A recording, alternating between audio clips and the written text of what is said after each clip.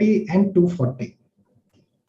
Today, we will further extend it and we will understand with regard to the audit approach and the future of NGOs in India and the implications of SA 250, 530 and SA 505. So friends, before we start the seminar per se, let me play the motto song. Give me a second. We need not raise, but as a mark of respect, you may place your right hand on your heart. Give me a second to share the screen.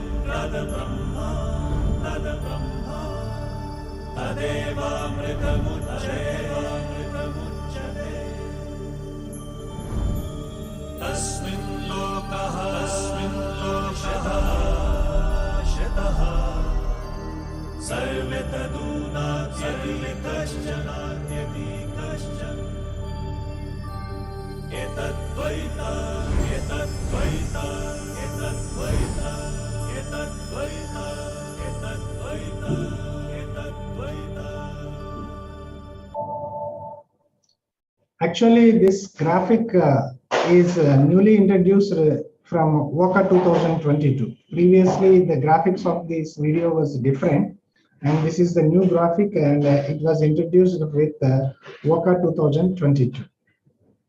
So friends, let me say a few words about the speakers of today's session.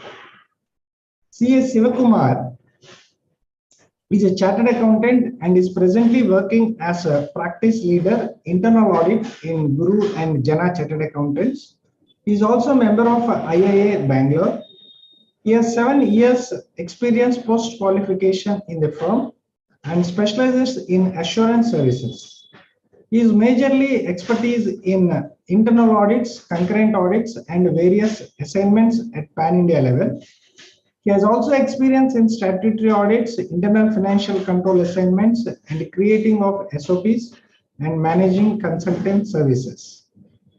His sectorial experience is in manufacturing industry, software, education, industry, construction, civil interior, and e-commerce industry.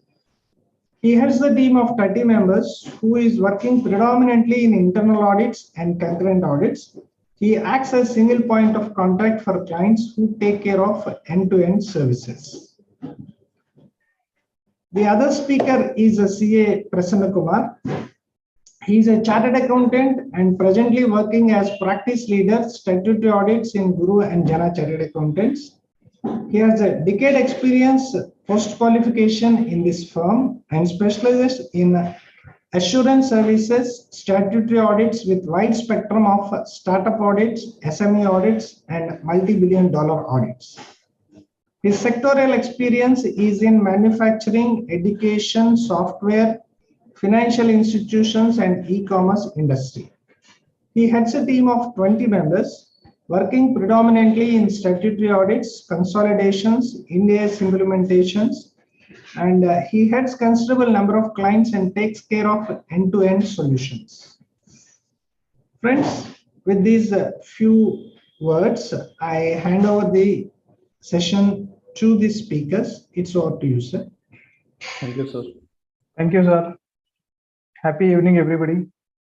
Hope yesterday you have enjoyed the session, and also we'll try to keep it as fresh as today as also. Thank you for joining us.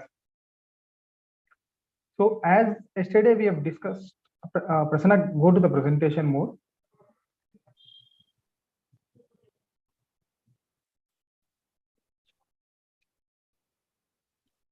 You're able to see the screen? Yes, I can see, but it would be good if you can go to the presentation mode.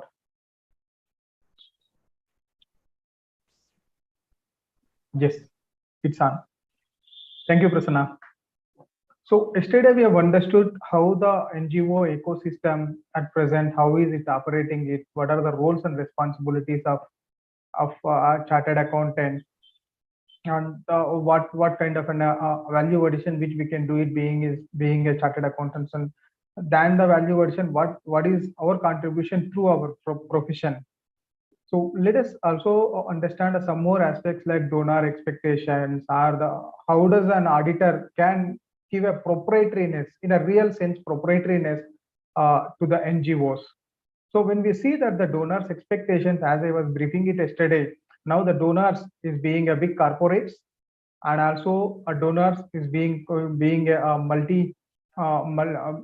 multinational companies, and also the foreign investors or the foreign nationals who is so concerned about the India and are trying to get the funds to India.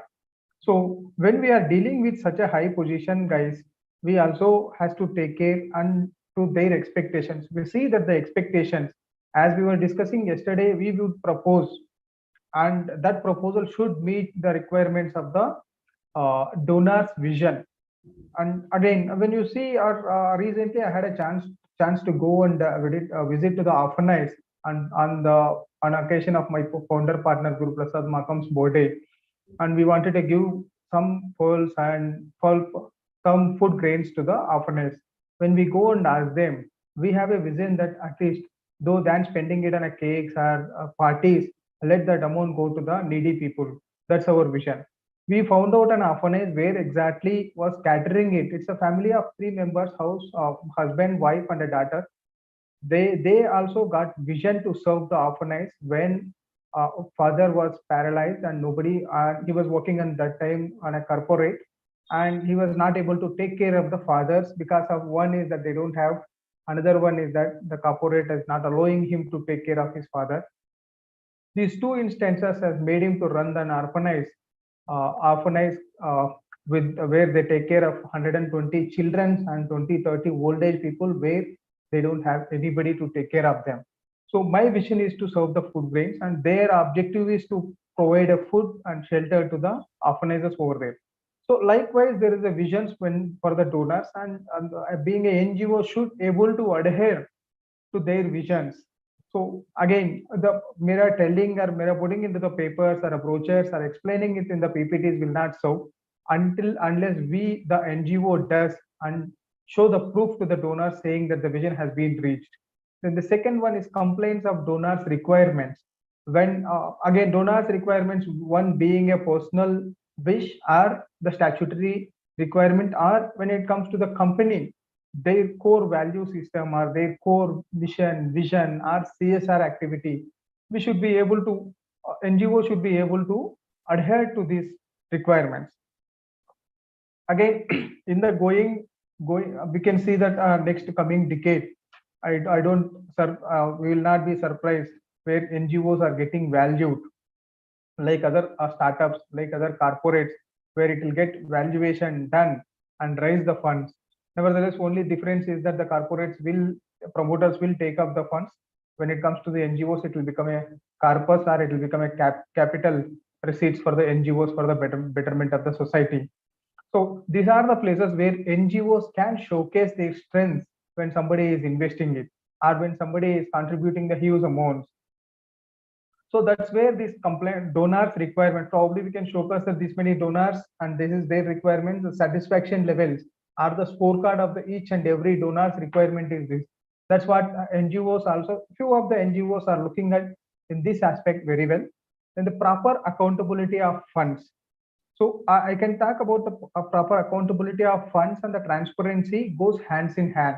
When we are transparent enough, and also we have the processes and controls in very stringent manner, we can make sure that whatever the funds has been received from the donors, in a transparent way, we can produce them that this is how the funds has been utilized. So this is how funds has been utilized.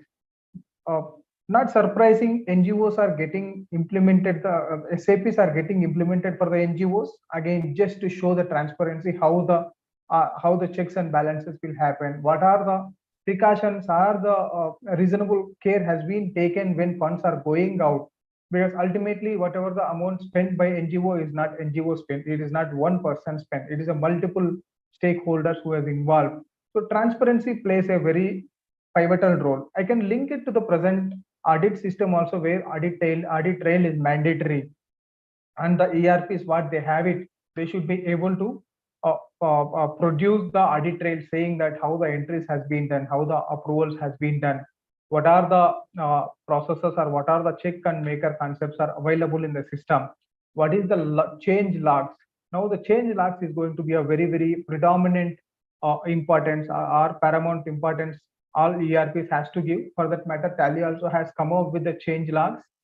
So with the softwares which are available and with the transparency, we can show what is the NGO performing or how the NGO is spending the funds with the proper accountability. When it comes to the compliance of applicable laws and regulations, as yesterday we've discussed, it also plays a paramount role, paramount importance, and also it is very much that any NGOs is going to survive in future is going to be adhering to the laws and regulations which are applicable. So again, it is being in India such a huge variation of cultures or variation of religions, various people across. I also can say that majorly a few of the trusts or few of the NGOs will get covered under this. But nevertheless, there is again, which is not small NGOs, which will not be a radar under the applicable laws and regulations. Still, that is there. We will not be able to. If you see the proportionate, also it will be very low. Probably where the big NGOs are national NGOs, citywide NGOs, international NGOs, the fund would be huge. So when 70-80% of trusts covers under a compliance of applicable laws and regulations, then to that extent 70-80% care has been taken care. Yes, there would be a small trust, there would be unorganized trusts or unorganized NGOs which will not come under any radar. Still, they will also will get motivated to comply with these laws and regulations. When it comes to the timely monitoring and evaluation of ongoing projects, this is exactly how we used to do the how we used to do the audits in a pandemic, or where the team is sitting over there, or somebody is monitoring from here and guiding from here. Until unless we are in continuous touch or we are in continuous evaluations, we do not know what is going to happen what is going to happen on the field. When a particular donor has been funded for a specific purpose or a specific project, it is very important for an NGO to show what is the status of a project and how are the evaluation, what are the checks and balances has been done by an NGO when it comes to the project, and what are the steps involved in providing the data to the donor ultimately, or a board who is acting as a managing committee. So these evaluations and the continuous follow-ups or continuous meetings and their meetings will become a case study for a case study for the NGO itself or for other NGOs, saying that this is how the projects or ongoing projects gets evaluated when we receive the funds from the so and so person. And this also makes sure that there is no much deviations of funds when the project is live than the estimated. And also, if at all anything needs to be changed, it can be changed online. And the main motto is that deliver the project within the timelines or on the timelines which has been agreed by NGO and which is commitment given by the NGO to the donors. So these are the few expectations, and I can say that until unless we give a confidence in these aspects, the donor will not be able to feel good for the fund what has been given, and also he will not be able to refer with a good mouth about the NGO with his or her peers, or where he or she is acting as an independent director. So this again, it actually we can link it with our profession, where we don't go and solicit, but we will get a work through a good mouth of a client or good mouth of an a client who has been getting benefited, who has been referred it. Same way NGOs works. So even nowadays we have a I can say that a sympathy are we're least bothered about if some NGO is coming forward and rigorously asking for the funds. Always it will raise a doubt saying that yes, these guys are taking the fund, but who is monitoring it? So with that sense, even if the NGO is doing very good, we will not be able to contribute, or we will not be able to concentrate to contribute that particular NGO. So with these compliances, the good word from the mouth of the NGO investors are and their boards, the NGO will get a more and more funds. And more especially, I wanted to focus the funds getting it, NGO getting the funds is one thing, and the donor feeling or the funds are reaching it to the right channel at the right destination is more important when it comes to the NGOs, because the motto is to serve the country. So if you see that again, fund-based accounting, most of, I don't want to spend more time on this. Every member would have known this.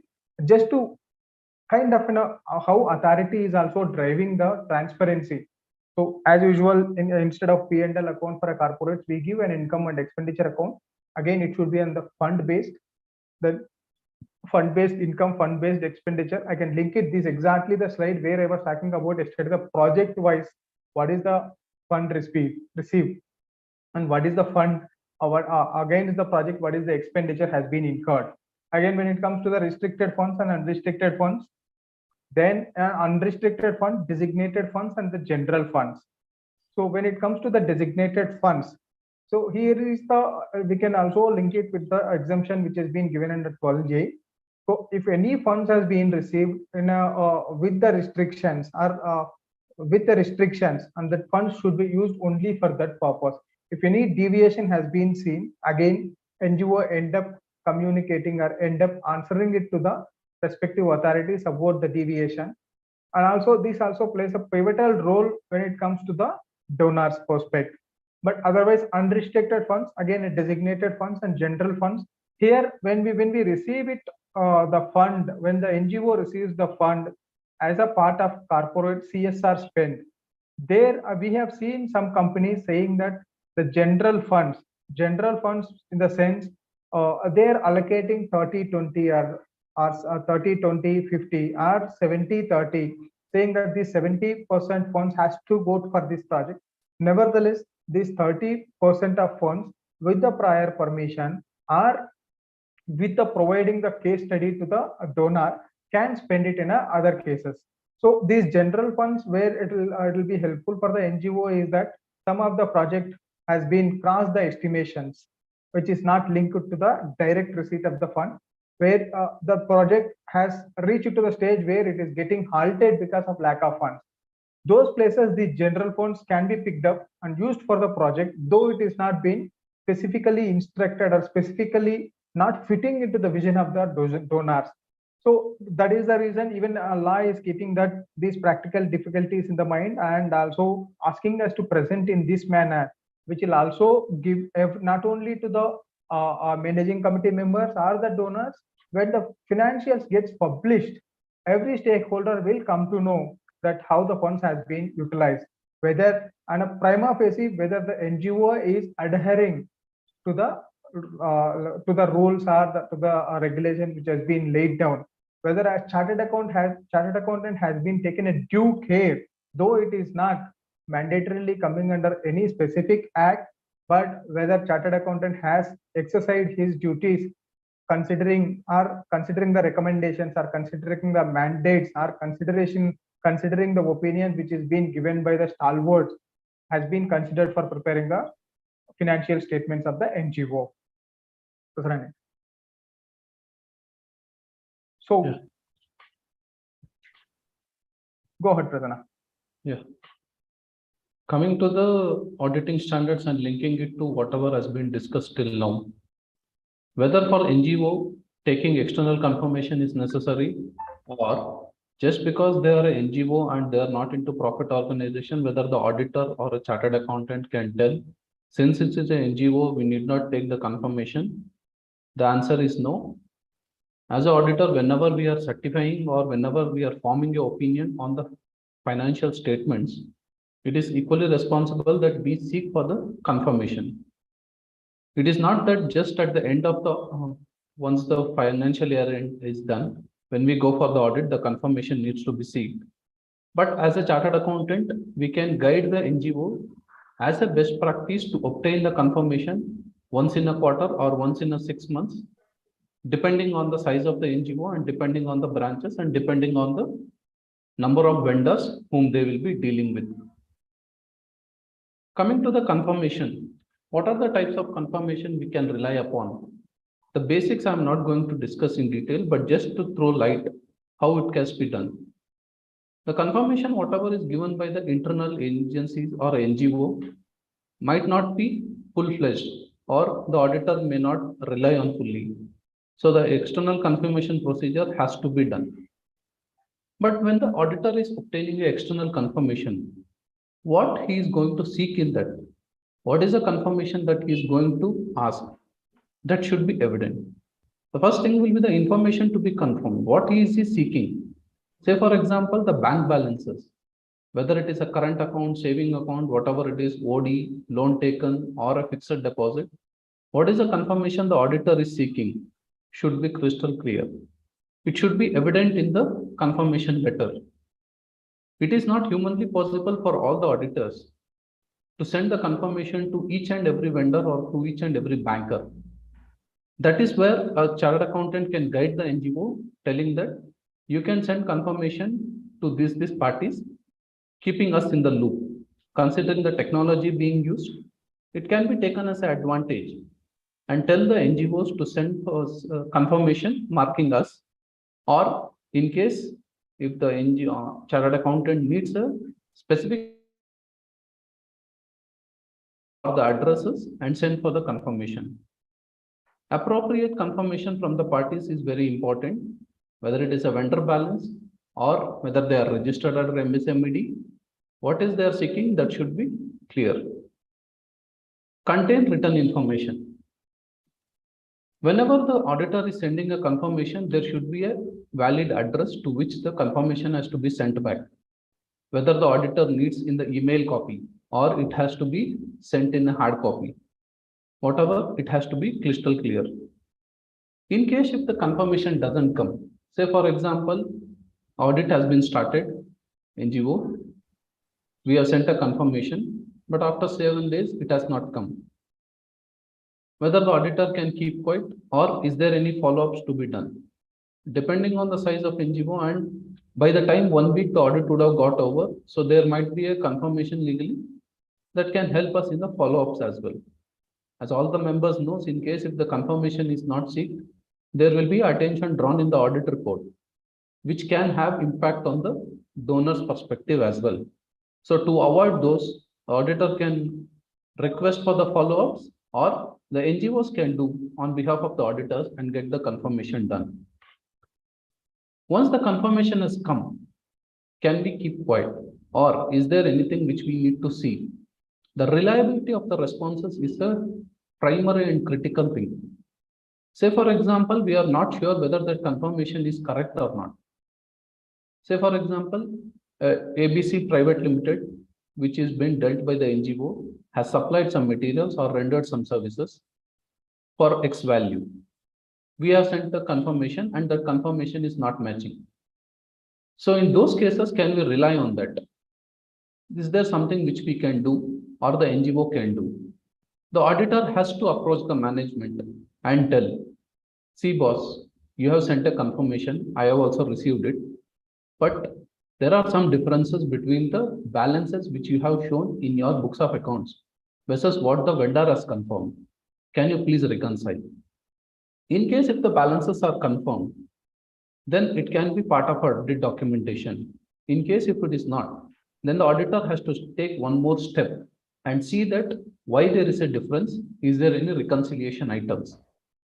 Because majority cases, in case if there is no reconciliation, then again, it will have an impact on the opinion which the auditor will be drawing in the audit report and shall evaluate the implication of the assessment. Depending on the variances between the balance confirmation, the auditor can take a call whether the balance is material or immaterial, or whether it has any impact on the disclosure of the financial statements, or whether there is any material misstatements. If it is not, then that is a professional judgment the auditor can take and document it neatly so that the auditor will be safe as well as the NGO. But before doing anything, it is a healthy practice that the auditor will discuss with the management that these are the evidences which we have collected, and based on this we are telling this audit evidence creates doubts in about the reliability of this vendor. Can we please check in further? In case if there is any further things the auditor can do, he can increase the sample size as already discussed yesterday. He can do certain analytical procedures. He can get into further verification of that particular transactions of that particular vendor and see whether there is any discrepancies. Or the auditor can seek if for that vendor any other confirmation was obtained during the year and what was the position. Depending on so many confirmation or analytical procedures and substantial procedures, the auditor can draw the conclusion of that particular working and keep it for the audit documentation. And when the confirmation is sent, the auditor either can tell, okay, this is the X balance amount disclosed in the financials. Can you please confirm it? Or they can send, okay, this is the balance, you can deny. Generally, the positive confirmations will be taken as implications of the audit rather than the negative confirmation. So it is always suggested the auditor to take a positive confirmation about the balances disclosed in the financials and then take it forward with the management. Again, whether the confirmation has to be sent for all the vendors, for all the balances disclosed in the financial, again, that is left up to the professional judgment of the auditor. In case if it is a first year audit, then it is up to the auditor seeing they can go for top 10, top 15 or 100%. Or in case if it is a section 8 companies, where the companies has mandated for the MSC MED confirmation in case of vendors, they have to go for 100% verification. In case if it is a bank confirmation, then it is mandatory that all the banks has to confirm the balances with that particular NGO, considering that the foreign funds would be received and the various donors would have donated, which will be placed in the banks. So it is up to the bankers to share the confirmation. Again, as a professional judgment call, even the auditor can go one step ahead and seek the confirmation from the donor also as well, whether this amount has been donated or is there anything which the management has to discuss. Coming next to the legal compliances. Whether NGOs are exempt from the legal compliances or is there any statute which will have a keep an eye on them. First one being the Income Tax Act. Income Tax Act is very legible in that they have given certain exemptions for the trust. Section 11 tells about the income from property held for charitable or religious property. I will not be going into the details of the Income Tax Act because that will be another separate bigger session. But just to highlight, there are certain incomes which the trust earns will be exempt in case if the objectives of that particular organization or NGO has been met. Same way, in case if it is not met, the same department will go take one step and tell this income is not exempt since it was not used for the said objectives. Section 12, incomes of trust or institution from the contribution. There are two various types of contribution just to tell whether it will be a capital contribution or a general contribution. The capital contribution will form part of the corpus fund and it will be in the balance sheet, and the general contribution will form part of the balance statement of P&L or income and expenditure. I think the recent amendment also, as per Schedule 3, every section 8 companies has to disclose the contribution or the donation received as a part of a turnover. So this section 12 tells that incomes from the contribution, which is general in nature, has to be disclosed as a part of turnover. Section 12A gives certain exemptions, conditions for the applicability of section 11 and 12. Which are the incomes? What are the terms and conditions? The primary conditions will be the said income has to be applied for the such object. Say, for example, an NGO has received a donation for doing certain activities with respect to women entrepreneurs. If it is not used for that purpose, then the donation might be taxable. If it is the object is utilized, then that is exempt from those. The section 12AA gives the entire big list of registration, how the registration has to be done, what all the forms has to be filed, whether the commissioner will give the registration at one go or whether the trust has to give few more documents. Depending on the NGO, what is their motive, what is their vision, the Income Tax Act will ask certain questions, will ask certain forms to be filled. Based on that, the confirmation will be given and the section 12A registration will be provided to the NGO. And this section 12A registration will be primary because whenever the donor is giving the donation, based on this, the section 80G deduction also will be allowed. Hence, it will be very crucial for the NGO to get this certificate from the income tax department.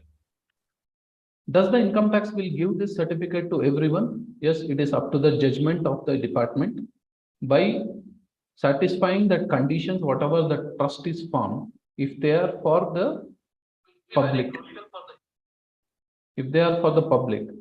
then the exemptions will be given. Shiva, you can take over with respect to GST. So again, a little addition, what in two aspects. One is the confirmation and another one is the registration under the Income Tax Act. So probably we can think that how does the confirmation is a little different than the normal. See, when we take the confirmation for the normal corporate audits, we will only take from the vendors or the customers or from the bankers. Here there is a one more person where we can take the confirmations, that's being the beneficiary group. So we have seen where one NGO is closely supporting for the COVID, the dry ration concept. So when we have audited almost 100 crores spent, I can proudly say that that organization has driven probably 70 to 80% acknowledgements they could get it. So again, acknowledgement or a confirmation in the form of a list of the where the dry ration has been given, along with their Aadhaar number or Aadhaar photo, and whether from the same family, probably it would have reached, we could not evaluate. But as far as what we have seen, 70 to 80% is a good amount of number in COVID times getting a confirmation. When we audited as a special audit for this NGO, we were surprised.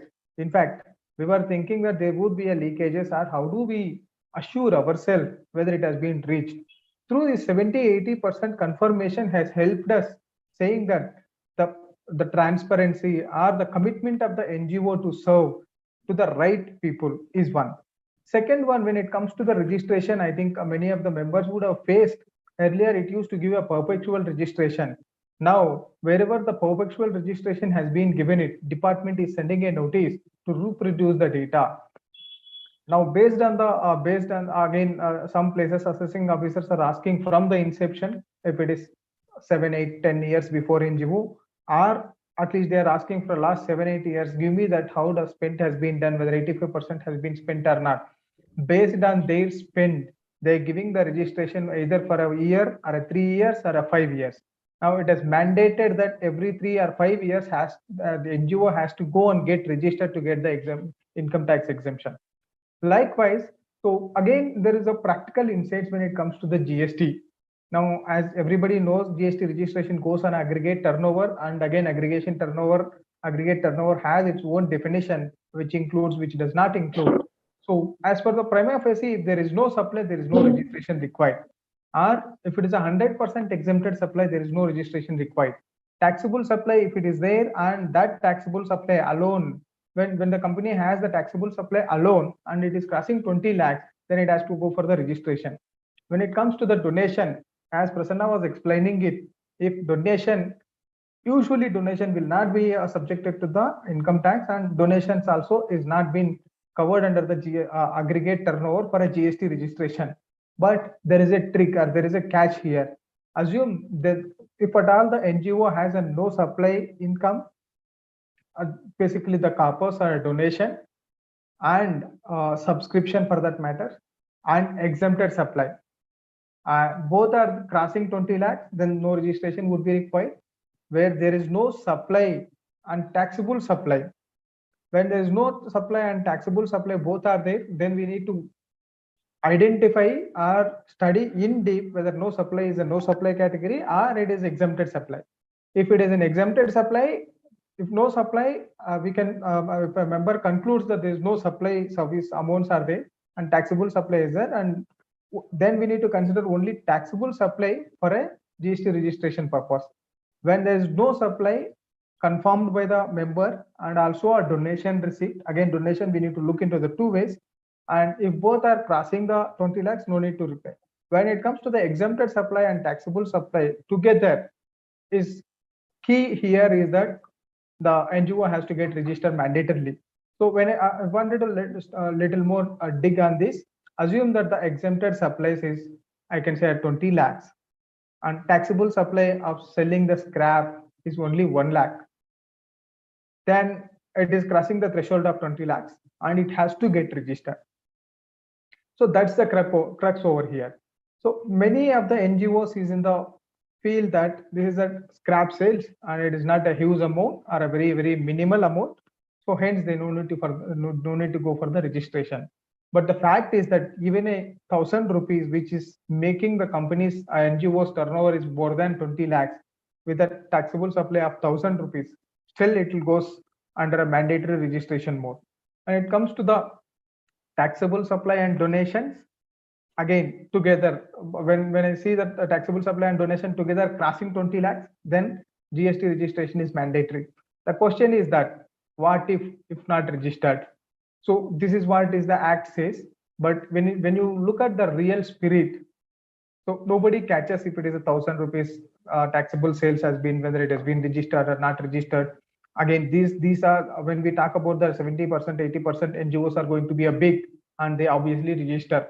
So why they will go voluntarily register? I'll address that.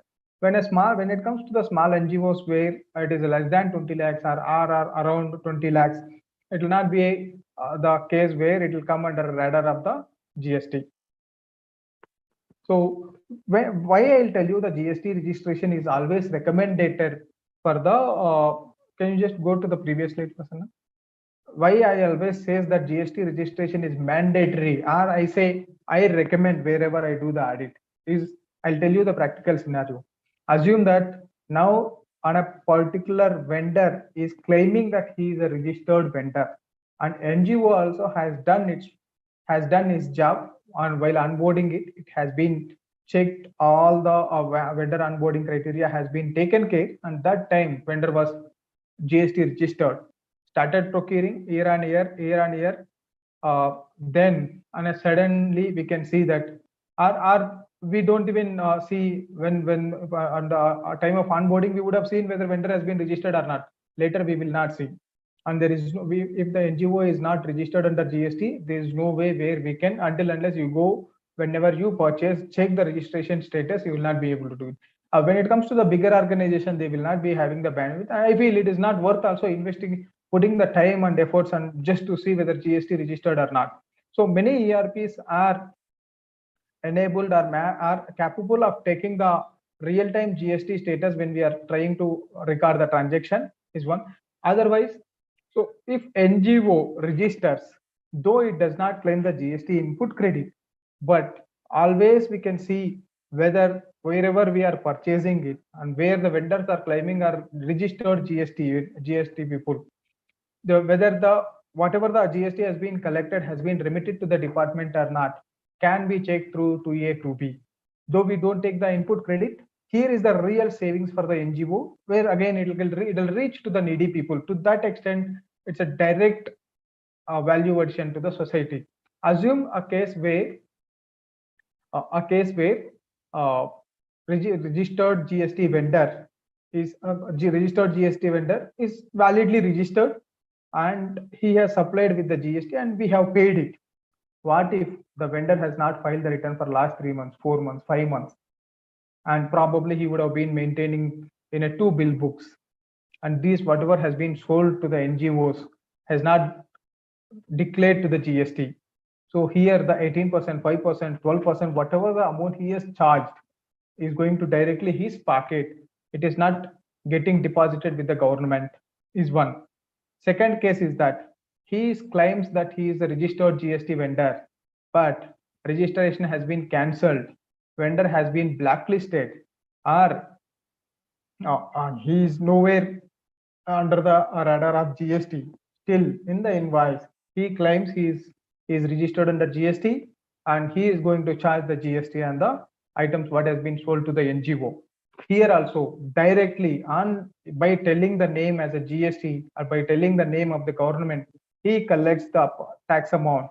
And I can say that more or less it would be a higher than their any organization's net profit until unless it is in a defense or service industry. So it is more than net profit. Assume a vendor is making a net profit of 20%. Now in these cases, his profit would be a 38%, or 32%, or 35%, whatever the case it is. So this is where exactly where many people, wherever we do a NGO audits, wherever NGO people ask that how do I ensure that GST has been utilized or GST has been remitted to the department. This is where exactly we will tell, though you don't take the input credit, though GST does not mandate you, you please register and opt for a quarterly filing. Thereby you have an access to the 2A, 2B, and you can always check that whether vendors or whoever is charging the GST has been depositing to the department or not. Whoever is false vendors, better not to do the business with them. Stop the business. Or nowadays, I also have seen that the assessees are writing that by mentioning the so and so GST number. So I have done the so much business and I could not see the return. This is what NGOs as a voluntarily giving it to the assessing officers or the GST officers. Then the GST officers as looking at the vendors, visiting their premises, doing the inspection and getting them under the radar of GST. So this is again a value addition, though you are not giving direct donation, though you are not giving any participation in the NGO. With your work, with your suggestion, you can also make a contribution to 1 or 2 or 3 or more persons through your work. Next slide. So again, when it comes to the FCRA, now as I was telling that I've stressed that any NGO, we suggest go for the Companies Act registration so that FCRA rules also will be helpful for you. When giving a permission for a permission from FCRA for a NGO which is registered on Companies Act is much faster, is higher chances than anywhere any other acts it got registered. So again, if you see that there are a few practical aspects every NGO keeps inquiring with us, and we've also investigated some time on this to answering their questions. I would like to bring it these 4 or 5 points. Now, who is eligible to receive the FCRA? Any a small NGO will be eligible? I'll say no. It should be obtaining the special permission from the CG if it has not been registered with the CG to receive the FCRA funds.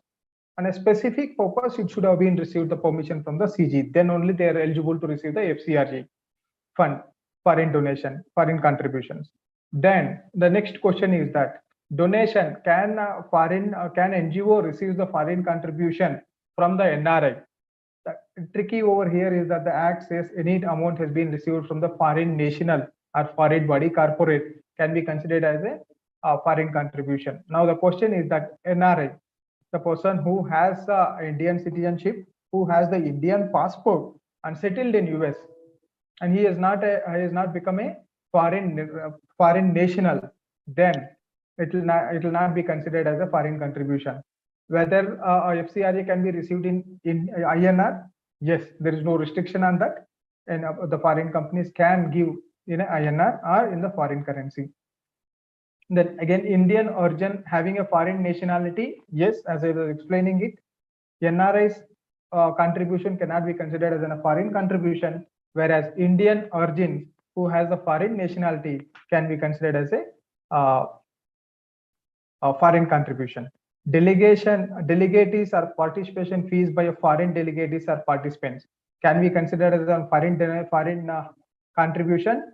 I will say if the foreign delegatees or participants has been paid participation fees for the specific participation or for a specific event, then it cannot be considered as a foreign contribution. NGO spending a foreign contribution for investments in mutual funds.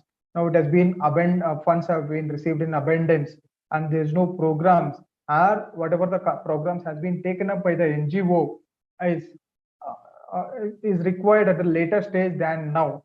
Can, instead of keeping the amount in a FD in a specified bank, can NGO draws that and invest in mutual funds, which is again semi-secured, or I can say partially secured funds? The act says that no, even a 0.01% risk element is there, then we should not invest on that. Can funds received in multiple bank accounts? So the tricky is that any bank account which you give it while obtaining the permission from the CG, central government, or when the registration is happening, you need to give the bank account details.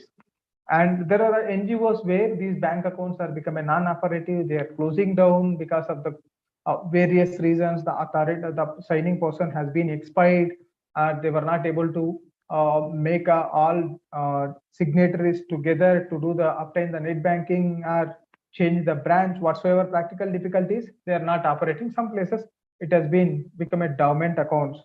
Now that NGO has started again raising the funds. Can it be raised funds from other than this bank account? Big no. Again, you will have to go for the permission from the FG or amend the bank details with the CG. The second thing is that mixing up with the local funds. When the this amount foreign contributions are investing along with the locally received donations, mix up and can invest or can keep the FD, or can these amounts can be spent with mixed with the local funds? Again, FCRA will say a big no. Why? Because any foreign contribution, the department or Indian government wants to have a trail on that, how it has been received, whether in the legal route only amounts has been received, and for the said purpose only has been spent, and the funds foreign contribution has been given for a valid reason. So keeping this in the everything in the mind, they have framed these are the some FCRA FAQs are the they've answered through some questions through FAQs. This is the places where most of the NGOs where we do NGOs of more than 25-30 when it comes to both internal and statutory audits. I can say in these 5-6 questions was being asked in every audit presentations, every trustee meetings, and when it comes to the newly getting registered NGOs, especially they'll come for the FCRA registration or the special permission from the FGs. This is the questions which they ask. So from Guru and Jana side, what we have done is that considering this, keeping these points in the mind, we've also assigned one person. We've also created a data bank where what kind of questions can come from, and immediately how can we give a clarity to the respective stakeholders or respective clients. So this is where exactly we were trying to add value or add make it a fast that it's going to help for the NGOs. Next. So again, if you see that there's a thin line of difference between the corpus and donation, I feel one of the client has asked a detailed note on this, that of bringing it here, the highlights. So what is the definition, or what is the key characters of corpus and key characters of donation? When it comes to the corpus, a permanent in nature. When somebody is giving a donation for a corpus, and it should not, there will be no timelines. It can be considered as a share capital or reserve of a particular how we consider for the corporate. It can be considered as a corpus, and it can be get accumulated and can use as and when the NGO requires the funds. It would be on the nature of capital. Donor makes a specific direction. Here is the key role to decide whether it is a corpus or a general fund. The donor will specify the direction. He gives the direction saying that NGO should not be used this for a said purpose or for smaller projects or daily administrative costs. It has to be spent when the various kind of details which they give. That again, these don't, when they give the corpus, it would be a huge amount with the big individuals or big corporates. They also foresee that NGOs, and before doing their corpus, they'll also take near future projects and what is the strengths, what is the what is the intensity and what is the integrity of the board members, and do this contribution. So they keep in the mind that this would be used in extreme situations, or this would be used for a specific bigger cause. Then when any donation is received as a corpus, it is always exempt from the tax. Park in separate bank account. It should not be mixed up with the general donations or general donations. And there is no stipulation for utilization. So when I say when it has been received as a corpus, you no need to spend 85% of the amount has been received. So this corpus will be exempt for the terms and conditions which is laid in by the Income Tax Act, which says that 85 and 15%. When it comes to the donations, no directions has been given. It is given in the NGO can spend at discretion. There's no directions. It can use multiple donations for the same project or the same donation for a multiple projects, and it's up to the NGO. And this amount covers under the utilization conditions. So when there is no specific conditions and it can be categorized as a general donations, then you will have to show that 85% has been spent in that particular financial year in which it has been received. Here is the tricky. See, now again, for the CSR, they would have I can say that it is an earlier case. 31st March, they have not spent. 31st March, one big donation would be given it. Now, how does the NGO spends this? So then we have also faced where NGOs has received the funds in huge values on a 31st, I can say that in the month of March, and it could not spend it because the projects, what they do it is 45 days to 6 months projects. How do they spend that? Now, in these cases where we have made the representation to the authorities, to the income tax departments by explaining the situation and allowed. And however, now the companies also can claim the CSR expenditure. There is no claim per se to avoid the disclosures, to explain about CSR has been spent it. Earlier, there was no rules mandated that a company should ensure the amount has been spent it. That's where the NGOs used to face the problem, and we used to assessing officers also was allowing it as a special case, and also they'll also says that another 40 days you should spend and come back to me whether I'll come to you or you have to come back and submit that this is how the funds has been spent. So again, these are the places where we can educate the companies, and also we can also educate the NGOs to spend and to keep the objective is in life. And next slide. Yeah. Next one is with respect to the consideration of laws and regulations in audit of the financial statement, in specific for a NGO. Considering the NGO, whether all the laws are applicable to them or any authorities can give exemption. This has already been discussed for income tax and GST. But there are certain other laws like labor laws, whether it is applicable. Yes. Even there are 20 employees, as already members knows, the PF registration is compulsory, ESI is compulsory. Depending on the size of the NGO, this has to be done. Coming to the compliance part, who has to take the responsibility of that? Whether as an auditor of NGO, the auditor will be responsible, or it is a primary responsibility of the management. As explained yesterday, the initial engagement letter should be clearly drafted, telling that the compliance with all the provisions applicable to that particular NGO has to be taken care by the management themselves. As all the members know, the audit will be going on once in a year.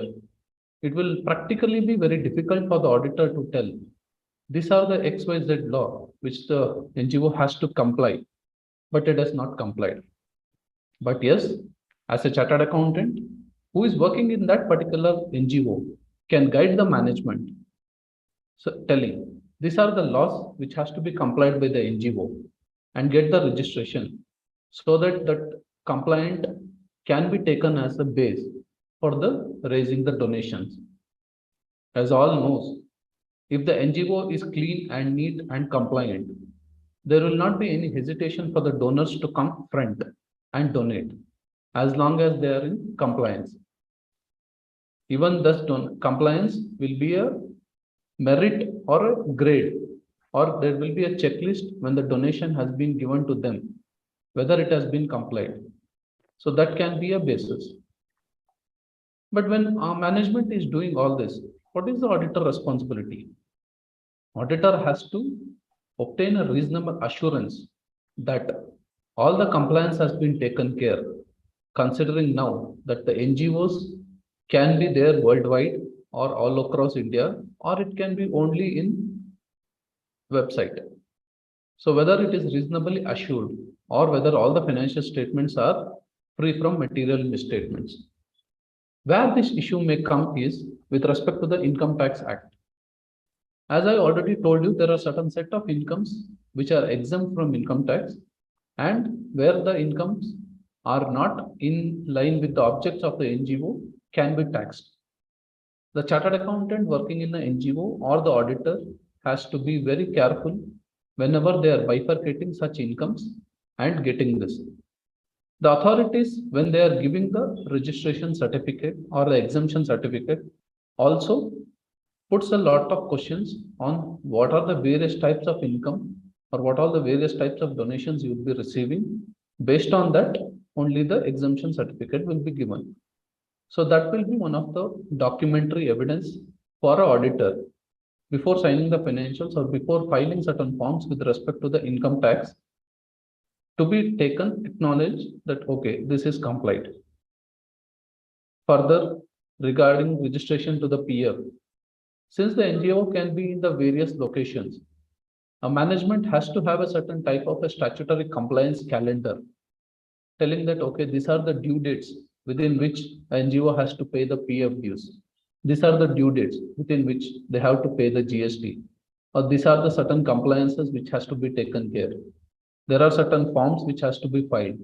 Say, for example, the FCRA, whatever registration is obtained, annually the auditor has to certify the receipts and payments for the foreign funds received and how it has been utilized, and it has to be submitted to the director in Delhi. So these are various laws and regulations which has to be complied by the NGO. Even though the object of an NGO is to serve the public, why so much of restrictions? It's an organization, it has to go, it will be coming under the authorities' lens so that the funds, whatever is received by such NGOs, will not be misused. This is only the primary objective of the authorities to tell that, okay, you are not given any freedom to misuse the funds. We will be there to check whether you are compliant or not. What are the requirements? As an auditor, when they go, they can check the various audit evidences with respect to the compliances. Say, for example, the GST registration can be taken as a copy, either whether it is a statutory auditor or an internal auditor or a donor auditor. Everybody can have access to all the compliances related to the NGO. Enquiring the management and those charged with the government in case if there is any clarification or a doubt with respect to the auditors, they can still inquire with the management why this has not been complied. What is the reasons? Say, for example, if there is a TDS compliance which has to be done. Nowadays, the credit card payments is in huge. But whether the NGO is aware that all the credit card payments will be taxable, whether the credit card payments, the GST has been complied for all the imports done. Yes, as an accountant, we can guide them so that they will be compliant and the funds are not misused, or their NGOs will get a statutory compliance registered plus. Inspecting the correspondence with the licensing authorities. The authorities can walk in at any time and ask for the documents, whatever they have preserved. The very famous is the labor laws. They can come up to any of the NGOs and inquire whether they have followed the PF, whether they have deducted it properly, whether they have remitted it. In case are there any issues, they can inquire. As an auditor, when we go for audit, it is our responsibility to check whether it has been done, whether any inquiry has been conducted, or are there any things which we need to disclose in the financial statement for the various user, based on which the users can draw attention or check whether, okay, is there any issue in this particular NGO? If it is there, then why there is a notice received to them? Audit procedure in case of non-compliance, again, depending on the professional judgment, understanding the nature of act which has occurred, the auditor can draw a conclusion whether any attention has to be drawn in the audit report, or whether as an internal auditor can check there are certain X laws which you have to follow.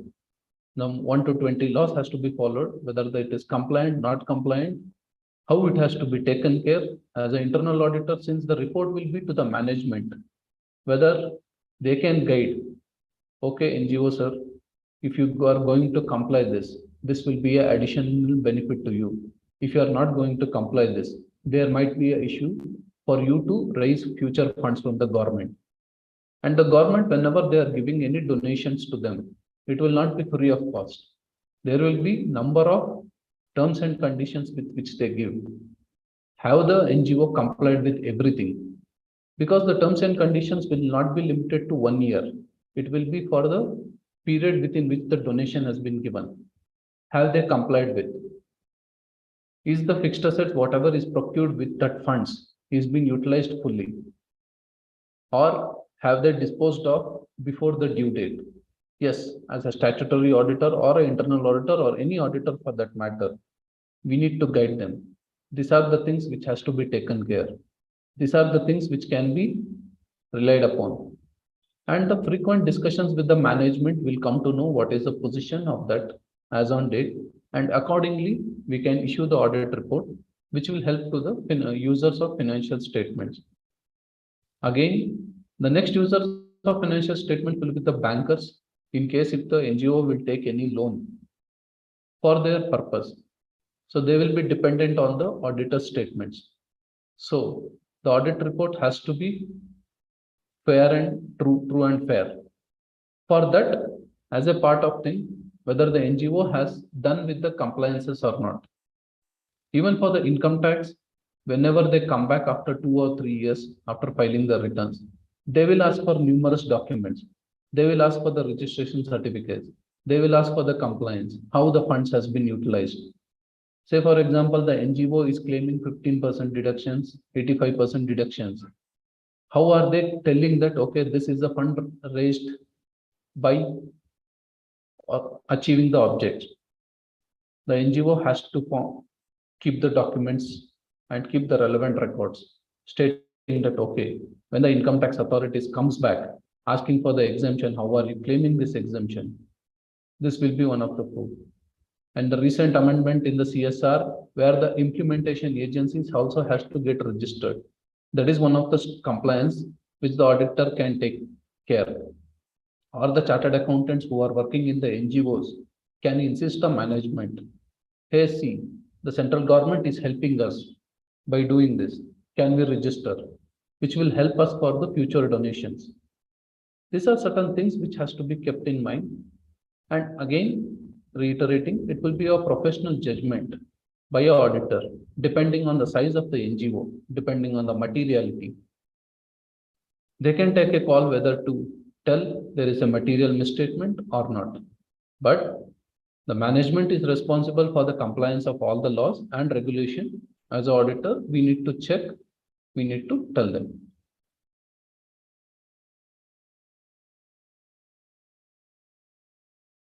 So let us understand, as we were hearing it for quite some time, that it's a startup decade. Our next 10 years, startups are going to grow like anything, and stock exchange will be raised to the multiple folds with the startups, with the innovative ideas backed by the venture capitalists, or backed by the big corporate stalwarts. So, like, there is a bright future for the NGOs as well. So let us see what is this future NGOs, future of the NGOs. As I was discussing it earlier, India has more non-government NGOs than any other country. I can say that's a good sign. Indians are so helping in nature that they wanted to serve for the nation, they wanted to serve for the needy people is one. But if you see the statistics, India has at least 31 lakh NGOs, 31 lakh NGOs. So every 400 members, there is an NGO. Every 400 needy people or 400 nationals, there is a one NGO who is going to say, I am here, don't worry. More than a double the number of schools in the country. When I say schools in the country, both uh, primary education and higher education up to SSLC or intermediate. So if you see that 250 times than the number of more than double number of schools, how many we have? More than double NGOs are there. 250 times the number of government hospitals. Probably you can see that for one hospital, 250 NGOs can provide a aid if it is really required. And one NGO for 400 people, and whereas we have one policeman for 709 people. So I can say that NGOs, people who are ready to serve is very good number. So how do we ensure that the service has been reached to the needy people and needy people has got benefited through the various stakeholders, and we being a chartered accountant, guiding them or guiding them or providing the opinions, we can do our best. So India has more than non-government NGOs than most countries, as I was iterating it. If you see that with the government now armed with a fresh amendment to the FCRA, as if we were discussed in detail, FCRA also has taken the honors on their hands and wanted to create a good or better NGOs for the in the country, so that country will get benefited. If you see that every NGO, some are though they have taken the different paths, though their objectives are different, though their mission are different, one bigger motto is that the backward class people or the very poor people should get uplifted to the next level in terms of education, in terms of the livelihood, in terms of what do we say, hospital, in terms of the health, or in terms of creating the entrepreneurs.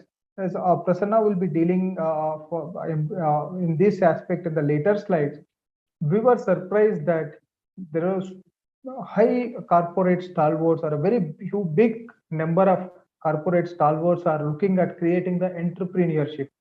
So initially when the idea came up to the Guru also was discussing with us, all the management team members, see the initiative.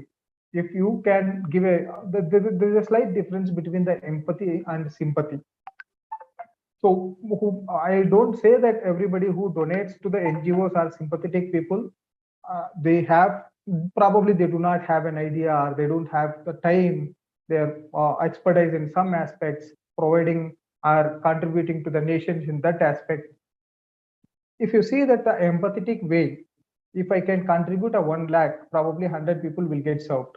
If I can create a one entrepreneur, that entrepreneur will add another 100 people to me. So probably that 1 lakh rupees I'll spend an awareness program or to create an entrepreneur. Now second year, once the entrepreneur is taken up the job, he also can do 100, and I also can do 100. Together is 200. If I would have spent that 1 lakh for the directly contributing the money, probably I would have served for 20, 30 people or 100 people. Now, by creating a one entrepreneur, I'm able to help to serve for a 200 people. That's the idea. That's the big people's idea, which is come up, and the enormous funds has been spent to create a awareness, be it a what do we call vocational programs, providing the venture capital, small capital to come up themselves as entrepreneurs, providing the room, providing the capital, providing the infrastructure, whatnot, they are doing it. And some places they are also taking the commitment, saying that if you are able to click it, ensure you are going to do the same, or you are going to contribute to the same NGO. So as I was initiating, as I was telling previously, that any NGO is there for a good, they have the bright future. Any multi-stakeholders are running the NGOs for their own benefit, or for I can say that keeping the selfishness in themselves and running the NGO and portraying it to the entire society, to the government, saying that they are doing good. For them, it is a difficult. Where generously, wherever the NGOs are doing it good, they have a bright future. So again, this has been discussed in various slides and various places. So I can say that a chartered accountant always need not to give a do the charity or do help the nation by not only giving the money, by providing the solutions to the NGOs, helping them to comply with rules and regulations, and be a cleaner, be a role model for the smaller NGOs, role model for the peer NGOs, and raise the funds and raise the India to the next level. So as been discussed in various slides, I would like to skip to the next slide on this. So when you see that we've been looking at the stock exchanges, and I was telling that the startups are going to be the game changers in the stock exchange. Now the new concept has already started by SEBI, called as a social stock exchange. So what are it is available in the SEBI website and through a circulars. I would like to take it as a 3 or 4 items and put some emphasis on that. Separate segment for existing stock exchange. There's going to be a one more vertical where NGOs can get list themselves as a social enterprise and raise the funds. It's a new concept. Helps to raise the how what exactly the social stock exchange does. Helps to raise the funds from public. Now, probably, as we were telling that all unorganized, small NGOs, which is located to the one geography, one specific particular caste would not be able to reach to the common people and raise the funds. When with the help of social stock exchange, if you are able to raise the fund, if you have a good intent and good idea, good vision, mission, you can get listed in the social stock exchange with complying with the rules and regulations and can raise from the general public. SSC is a medium between the social enterprise and fund providers like us and NGOs, allows to choose the social enterprises. So probably as we were discussing in the first slide of the day, the donor's expectation is meeting the donor's vision. I have a vision, but I don't see any NGOs nearing to me, or I don't, it has not come across to me saying that this is what is going to exactly serve as per my vision, or my vision and their objective has been synced. So it will allow allow the individuals to find out which is the social enterprise where his vision and their objective is met based on the disclosures in the report and their social impact.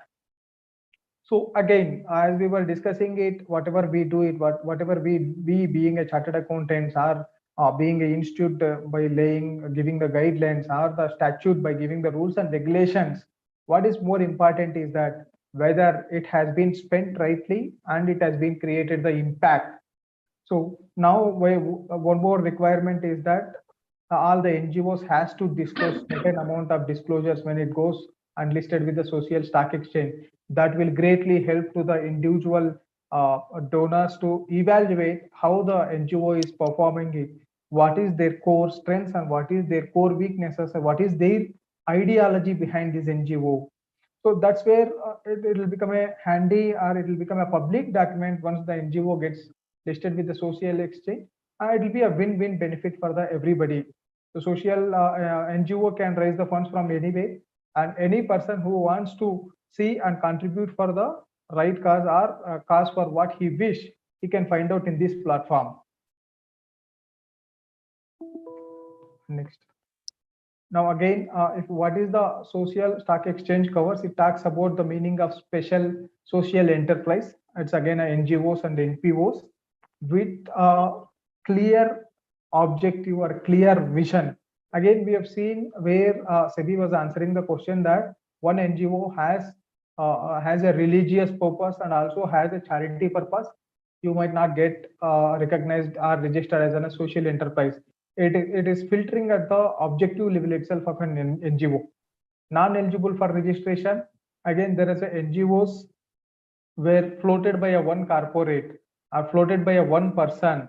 For example, as we were showing it in the previous slides, Bill Gates Foundation is being floated by the Bill Gates company. Probably it will not get a chance to register as a social enterprise and get listed in the stock exchange. For that matter, I can say that the Ajim Premji Foundation, again, it is fully funded by the Wipro Group, and Premji as an individual capacity, probably it will not get covered under SE and get registered in the stock exchange. Finance products available to raise the funds. It has like other equity options which has been available for the startups or corporates or profit organizations. There's many finance products has been made available by the SEBI to get it, adapt and raise the funds. Well, an NPO promoted by a promoter of a body corporate is eligible. As I was explaining it, no. Reporting requirements.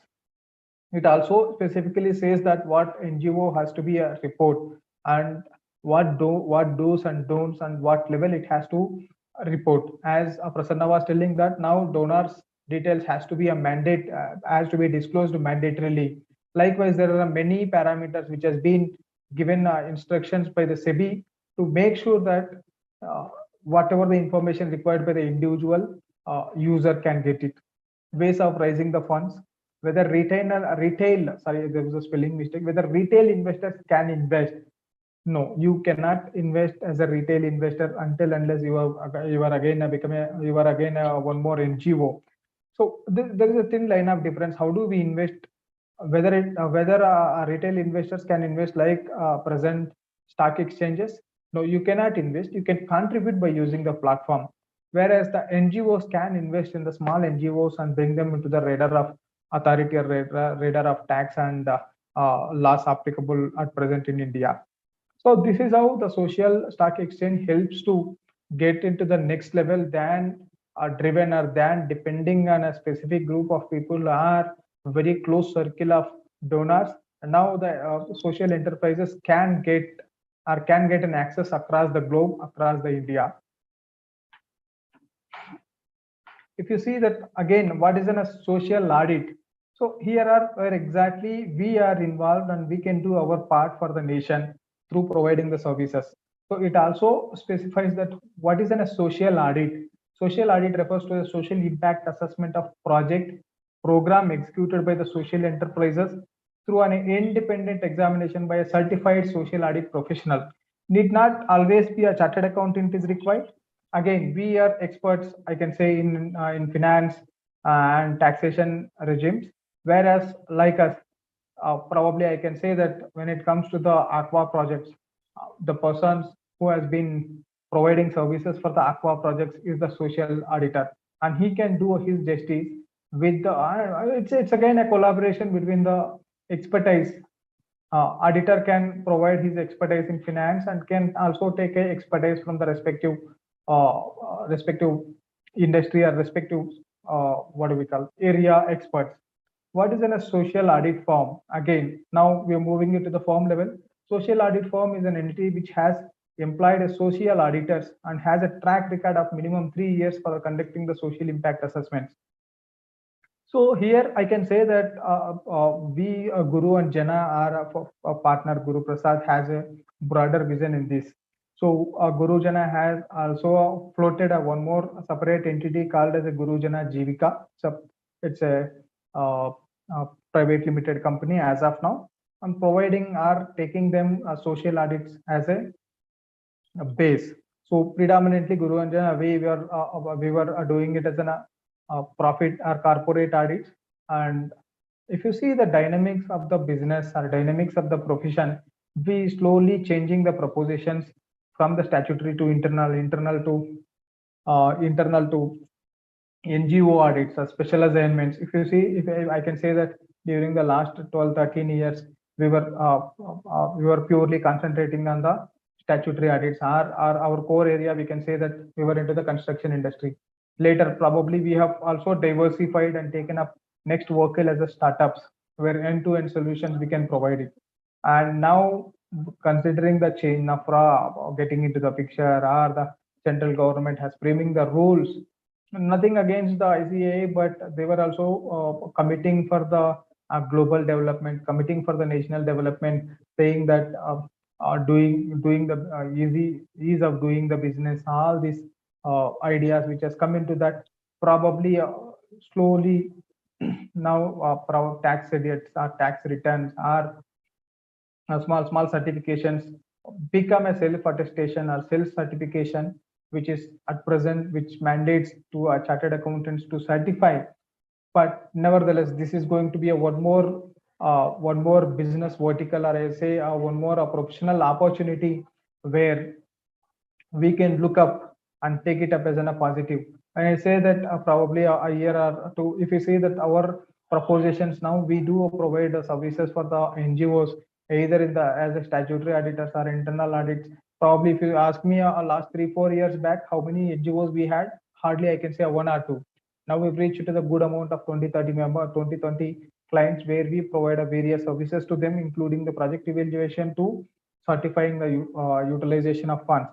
Now a separate entity itself is floating at just to serve on a broader scale as a social audit firm. Then again, who can act as a social auditor? Again, who has registered with the self-regulatory organization under ICAI or any other agency, like engineers or the law practitioners are getting registered in their respective bodies. And also, as per the such other agencies as specified by the SEBI, and who has qualified a certification program conducted by a National Institute of Securities Market and holds a valid certificate, can act as a social auditor. Keeping this in the mind, even when we started employing it, the members for a Gurujana Jivika, we are also considering that wherever we are helping the NGOs who are specifically run for an educational institute, we were taking it as an who is the pioneers or who has been provided the services in the educational industry. We are trying to take them as a members and asking them to act as an account managers for that sector of NGOs, wherever the women or girls are has experience in the women empowerment, or who has been worked in many years as a push committees or independent directors of a company. We're also taking them onto the board just to guide us, because those are the people who knows in and out than a normal chartered accountant. We are also trying to, in the social sector itself, trying to verticalize or trying to use the experts knowledge in this regard. So this is how CA fraternity also will get a chance to serve to the nation. At the same time, we'll have a bright future when we started working on these paths. If you, again, when you ask me how fast is going to happen, or what are the developments are happening in this area, probably we can see that slowly the government also is bringing the NGO element to the corporates, and I say profitable corporates. Now there is a new requirement which is coming up, is that environment, social and governance. It's going to be a one more reporting. Now CSR, if I say that alpha version, the ESG is going to be a beta version. So it also, if you see that whatever the integrity, whatever the characters, what NGO wants to have it, now slowly it is insisting that through the ESG, a big corporates or the boardroom of the big corporates has to have that mindset, not keeping them in the mind that we have to give the bright future to the future generations, and also we have to get respect across the globe. So again, it's a public document. We try to emphasize or we try to bring or link it to the NGOs, where if we have the NGO experience, we can also help the big corporates to give a reporting on ESG. Next slide. If you see that the NGO elements in corporates, if you emphasize on the material issues, priority is to be given to the most material issues from the financial, environmental, and social standpoint. Strategic alignment, not only on the emphasis, but tone at the top has to get aligned and has to develop the strategy to implement this as a corporate level and make use of those funds or drive the future of in our nation to the next level. Board leadership and oversight. So again, the top management should be a strategic enough and should be also firmly direct the entire organization to implement these innovative programs and policies.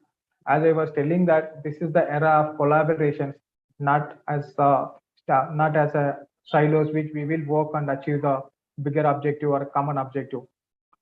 Metrics and goals. So again, how do we measure this? If you want to measure the performance of the profitable corporation, probably we can measure with the turnover, we can measure with the profits, or we can measure what the dividends has been given, or we can also see that what is the capex or the expansions. But when it comes to the NGOs, when it comes to the element of ESG, how do we do that?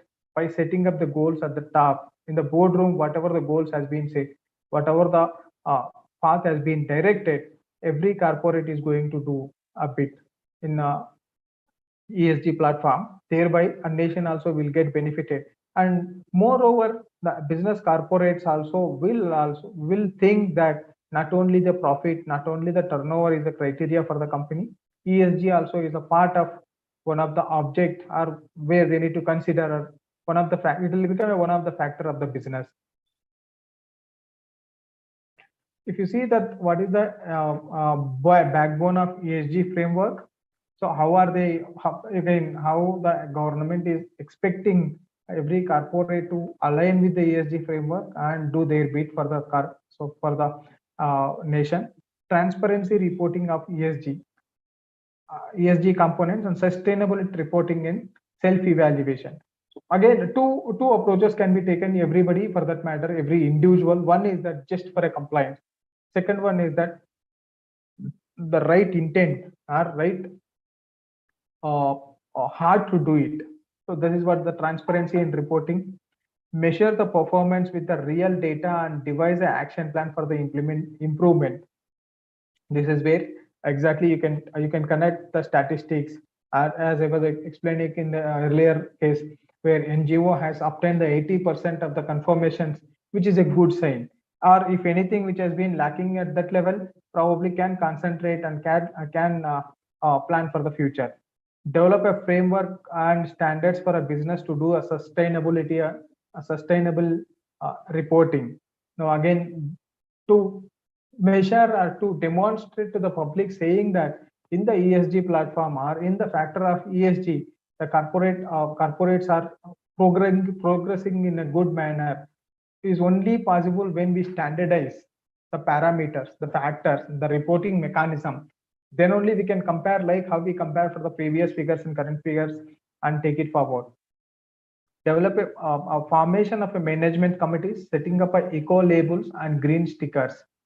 So again, we also form a committees like a post committee or a whistleblower committee. They're going to come up with the ESG committee, ESG framework, and integrating the ESG and developing the ESG policies.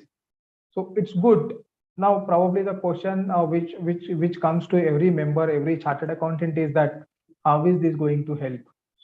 So that is what exactly we can by having the proprietariness in our approach and also having the experience in management consultancy, experience in the boardrooms, we can become an independent or the committee members of a big corporates, and also we can also guide them to frame the policies, frame the standard reporting, and even we can help them that what should be the templates, what should be the data points, either through the tools or either through the technical tools or through the process or through the mechanism which we can develop and give it to the corporates, that this is how you need to collect the data and this is how you need to drive the ESGs. And I'm sure now ESG is applicable for the companies, listed companies whose turnover is very high. Nevertheless, down the line, it will become a mandatory for all companies, like how Ind AS turnover limits are keep coming down.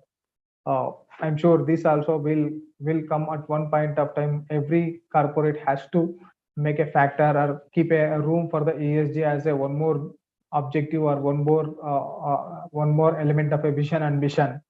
So if you see the entire this one, not only the government also is thinking not only depending on the NGOs. If it try to drive in this mode, probably the future or environment is going to take care is one, and socially also every corporate can behave with a social obligation, or I can say that social respect what they have to do when they do the business.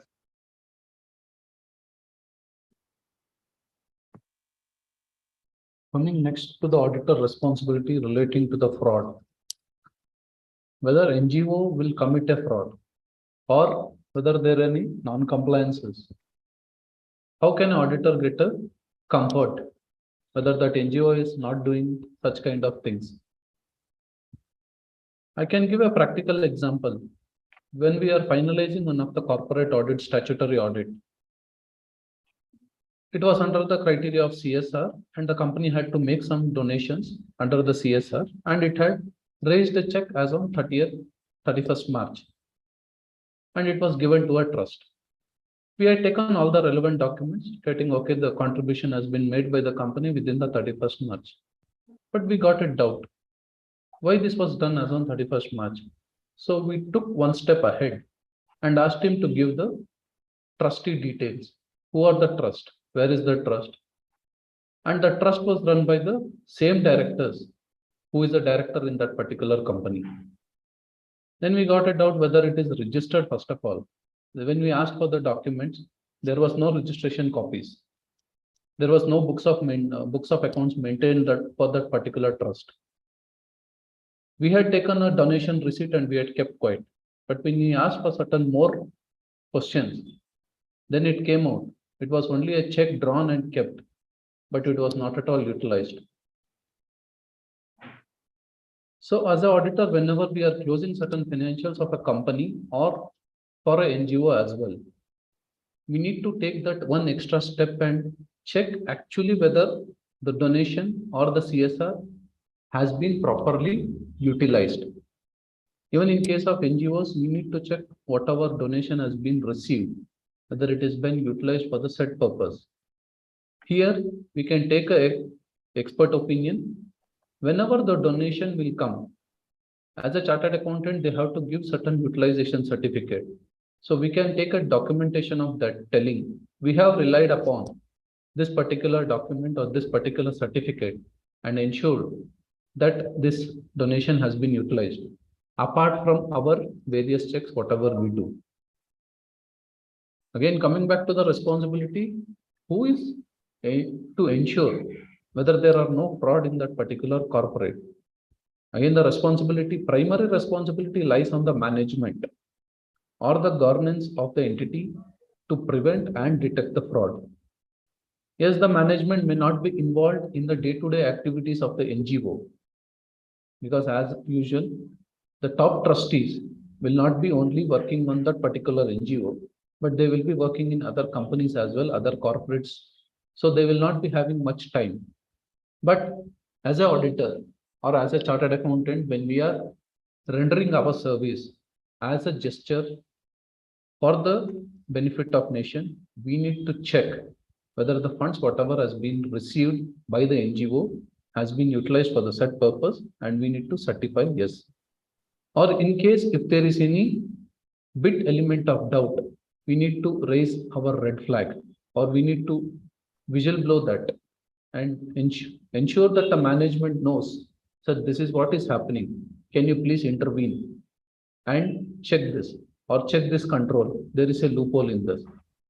I'm not telling that there are all NGOs will be like that, but considering that so many donations will be coming, the future is NGO, and there are so many amount of authorities involving that, there will be certain elements with bad ideas. They can do this. As example, I already discussed, the director didn't had any intention to do a fraud, but just to comply with that CSR, he had to do this. But as a chartered accountant, we told him this is what has to be done in the right spirit. then those things got settled out. So the responsibility will be lying with the management. As an auditor, we need to reasonably get an assurance that because of this, there is no material misstatement in the financial statements. At the end, the funds will be utilized for the public and it has to be received by various authorities. The risk assessment procedures and related activities. So the auditors will come only at the end of the year to do the statutory audit or to fulfill the statutory requirements. But when a chartered accountant works in an NGO or when an internal auditor, he will be having a real-time access to the books, real-time access to the transactions. He can alert the management, telling that this is what is correct. This is the right spirit. Can we go in this direction or can we avoid this kind of things? Wherever they're possible, we need to step in and come into the management shoes and tell, see, sir, this is what is the correct spirit, may not be correct. And the management, in case if they agree, they will not deny, okay, you are an accountant, you need not dictate terms to us. But generally, we need to make ensure that we are giving them a proper direction. That is where the role of a chartered accountant in the NGOs will be highlighted. And at the end of the day, we need to tell them what are the benefits of that, through which the compliance will be there, through which the more donations can be come, through which the network will build. Inquiries with the internal auditor is a primary thing which a statutory auditor can do. As per the auditing standards, we can rely on the expert opinion. So we need to have a discussion with the management as well as the internal auditor before we sign the statutory audit report. And we can take a documentation of telling that stating, okay, the NGO is compliant. Identification and assessment of risk of material misstatement due to fraud. The major fraud will be in various areas. It can be in any area, but primary suspect will be with respect to the donations received.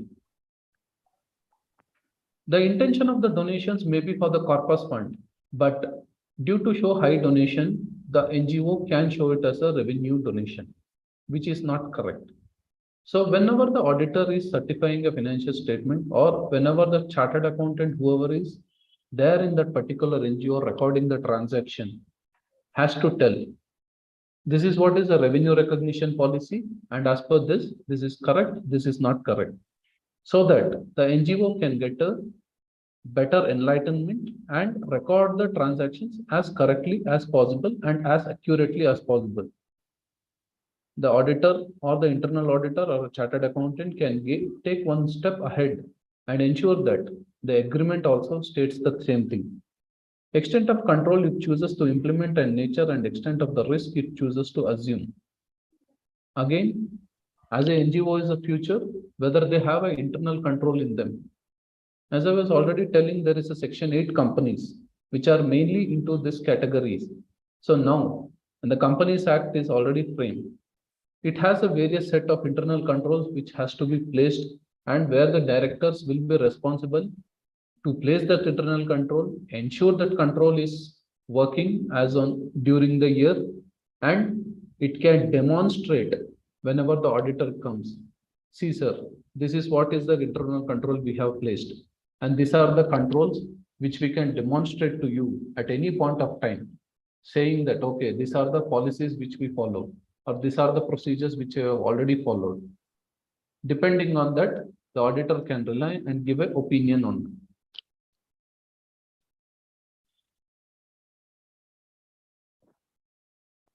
Shiva. So as I was also explaining it, and this is also has been dealt at various slides and various places. If you see that what is the additional aspect being an auditor we should have when we take up the NGO audit is that proprietariness. If you say probably it is beyond the what we do it in a normal audits. It's also beyond the documentation what we do it for the normal audits. You see that in a nutshell, to summarize what should be the proprietariness, keeping in the mind being an NGO auditor or NGO service provider is that overall spend of donations received.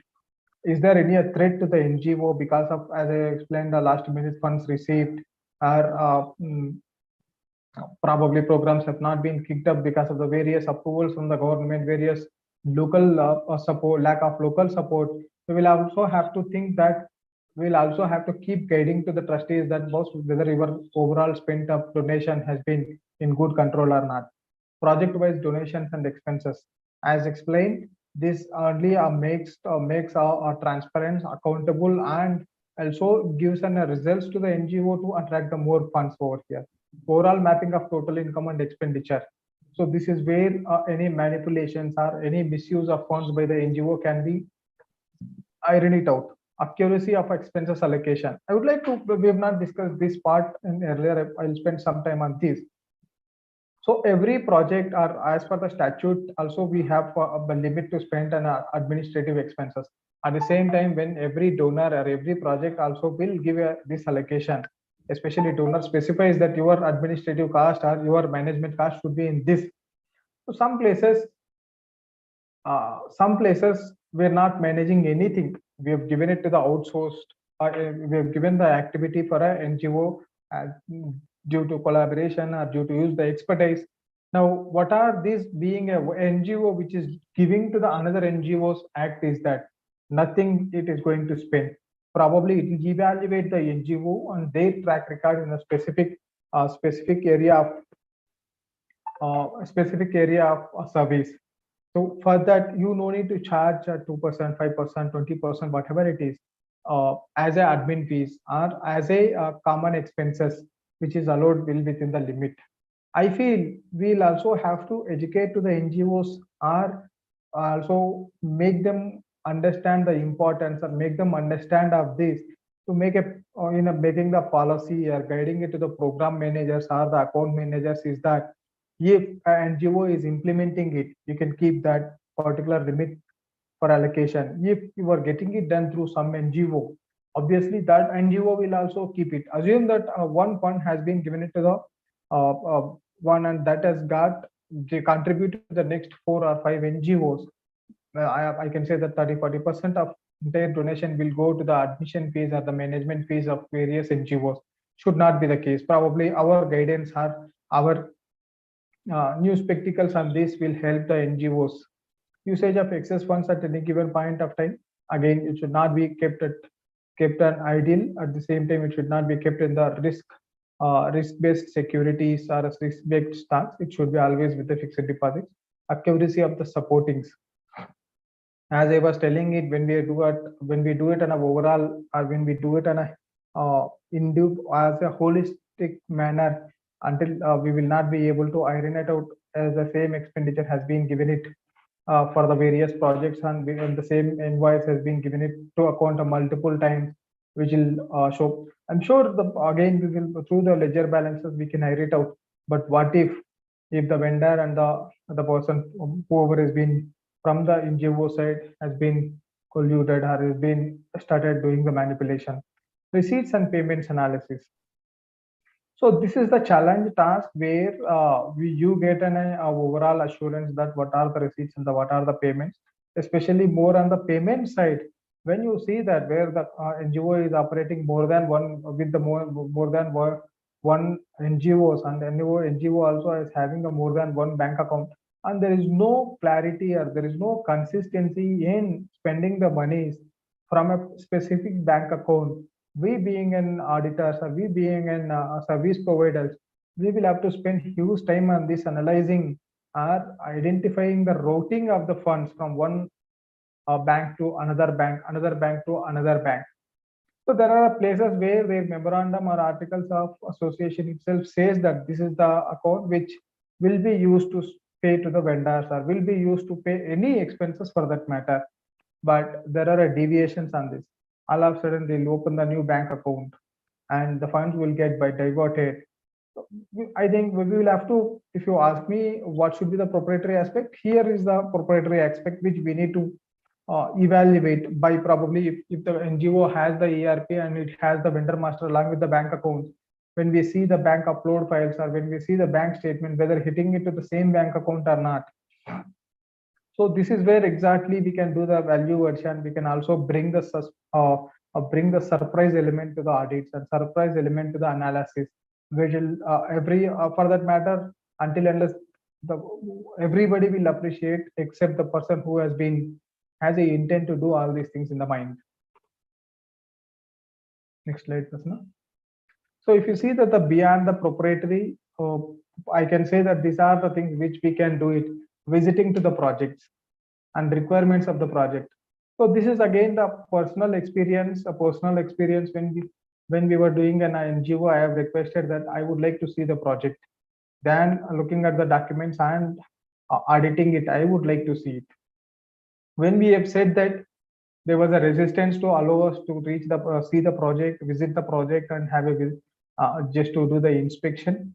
But nevertheless, we had to wait. I can say that 2-3 times we were missed out, not able to get the permissions, and then finally we got the permission. When then we went there, site project was going on. If you see the requirement of the project, what the project has been taken up is not at all required at that place.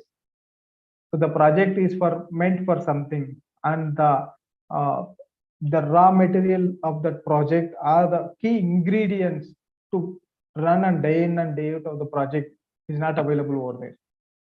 So what is the intent over there? Again, there was a one multi-stakeholder people are handling it in another place. They are the key suppliers for this project, key raw material suppliers. If you see that in the transportation, there's a huge amount spent to get the raw material, to get the ingredients of this project. So when we have again a relevance to the source material, yeah, they are sourcing it. In this case, it is genuine that in only that is the nearest place where they can procure the material and use it as an ingredient to run that particular project or mission, I can say. But if you see that the reasonableness in the procurement, yes, there is other places where we get the purchase cost of the material is at a lower cost. You will end up spending on the transportation. So whatever the way you do the feasibility study, it's end up the particular project has to source the material or the key ingredients from the specific person. I can say, I'll not say it's a fraud, but I don't know how do we narrate it. I can say that a proper project feasibility would have been done so that we can also use the funds in an efficient manner. Vendor or creditors credibility. So this is also one more place where company has the vendors have started serving it to the company, and also because of multi-stakeholder group or the local group over there has taken the advances, and there is a huge delay in supplying the material for the project. So finally project is on, and now this entire project success is depending on the vendors. And if you ask vendors or contractors credibility over here, that always they demand for the advance, then they instead of providing the credit period. Feasibility study and documentation. So this is where exactly when we have found out that the procurement is from only one source and transportation cost is huge, vendors balances is always debit balances. Then we've also asked that what is the feasibility study you guys have done before taking up this project? When we see the feasibility study, yes, the feasibility study has been done. Documents is somewhere. It is not a kind of an overall summary which they have given it to us. Not only for us, they've not maintained any specific file for a program where it gives that what are the factors considered while taking up this project, and what is the estimations which they have done for the project, what is the actual expenditure for this project.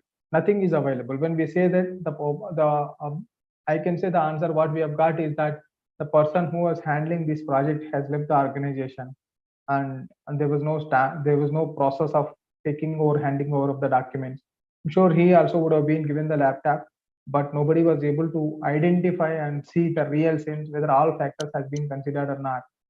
So if you ask me, in a day in and day out, where a corporate audits are we doing this? I feel yes, it is there when we are suspicious or when we are getting a hint that there is something which is wrong happening, until unless we will not get it. Whereas I think this should be the part of our role or our approach when we take up the NGO audits. We might not be able to visit all the NGO projects, but at least whenever we take it up on a vertical or on a category of the projects what NGO has been taken up, probably can make a one more visit or make a part that we would be visiting the project, and that should be the suspicious. where we will really come out what is the intent of the NGO. Probably the NGO intent is correct. The person who is handling this are the local players over there would have been manipulated. Analysis of the beneficiary group. In this case, the beneficiary is group is correct, whereas the vendor or the contractors group was not right. So again, there is no point when there is no source of water, groundwater, and you come up and put the RO plant. Then the power plant, yeah, is not serving its purpose. Again, it has to depend on procuring the water through a tankers or through the external transportation, which will not really make the program project success. In the project handling project handing over and taking over. This is what I can link it to the feasibility study and documentation. Project handing over and taking over. Contractors have been done. All if you see that the company has not taken the warranty, NGO has not taken the warranty cards, guarantee cards, and also the invoice clearly says that the AMC of 3 years has been put it as a condition, but we could not trace it out the AMC cards. So if you see that one looking at the document and providing our opinions or providing our certifications is one aspect. If you go to the field, what document it is there, it is not relevant for that project, or it is not relevant for the objective of said project. Then obviously we would be in a better position to either to comment in our certificates or opinions, or we can also have a discussion or a conversation with the trustees, or sometimes we can also have escalated to the donor saying that this is what has happened based on a project which has been done based on your donation or out of your donations. So contacts by trustees. If you see here, this is a peculiar case where NGOs where a chain of NGOs are there, are the trustees has multiple stakes in various NGOs. So it gives on a twofold view for an auditor or for that matter anybody. Assume that the very high integrity person have a contacts across the NGOs, and he is going to get a good contacts for the NGO and make sure that the program has reached to the reached by the expertise. And again, if you see that the trustees is not up to the mark, or trustees has some bad intent, then I'm sure that with the power what they have it, they can divert the funds, or they can make a less impact on the social with their contacts. You see that if you study on this, it is going to be a case study for at least once, just to see how the NGO is working, and also what kind of our audit approach, or what kind of factors to be considered doing the audit will really help us. So probably, though it is not being given anyway, it only says that the proprietariness, probably some of these things based on the conditions or based on the nature of work what we do and nature of project what the NGO is doing, it can be a factor into our audit program, and also make sure that we have done our part by providing the service to the NGO and thereby to the nation. Coming now, whether whatever we have discussed for last 2 days, whether it is implemented or not, let us have a case study. For a confidentiality purpose, I have not named the NGO. There is an international NGO which is into street sports and culture, games, participatory designs principle. It is an NGO which will be concentrating on the street sports, empowerment, youth leadership, female empowerment, entrepreneurship, and innovative facility. Using the technology, this NGO has built so many things. And how it has impacted? They have programs in 10 different countries in the world, entire world. It is ranked in 200 list of the world's best NGO, measured for innovation and sustainability and results. The NGO has taken the technology as a tool and developed itself with the innovation.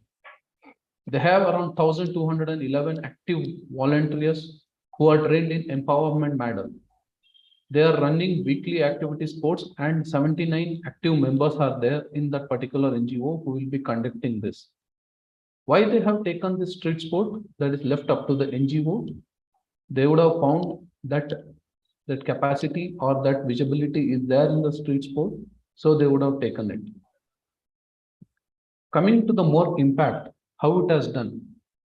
This is the recent impact study which is being circulated and which is there in the website.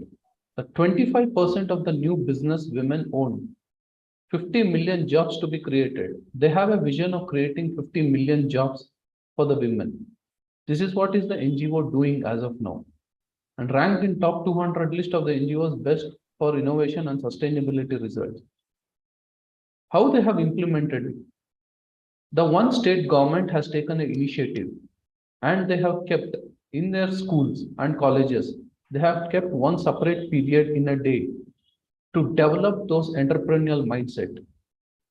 Yesterday, as I was discussing, there are lack of management people or there are lack of entrepreneurs who will decide, who will have a vision, who has a mission.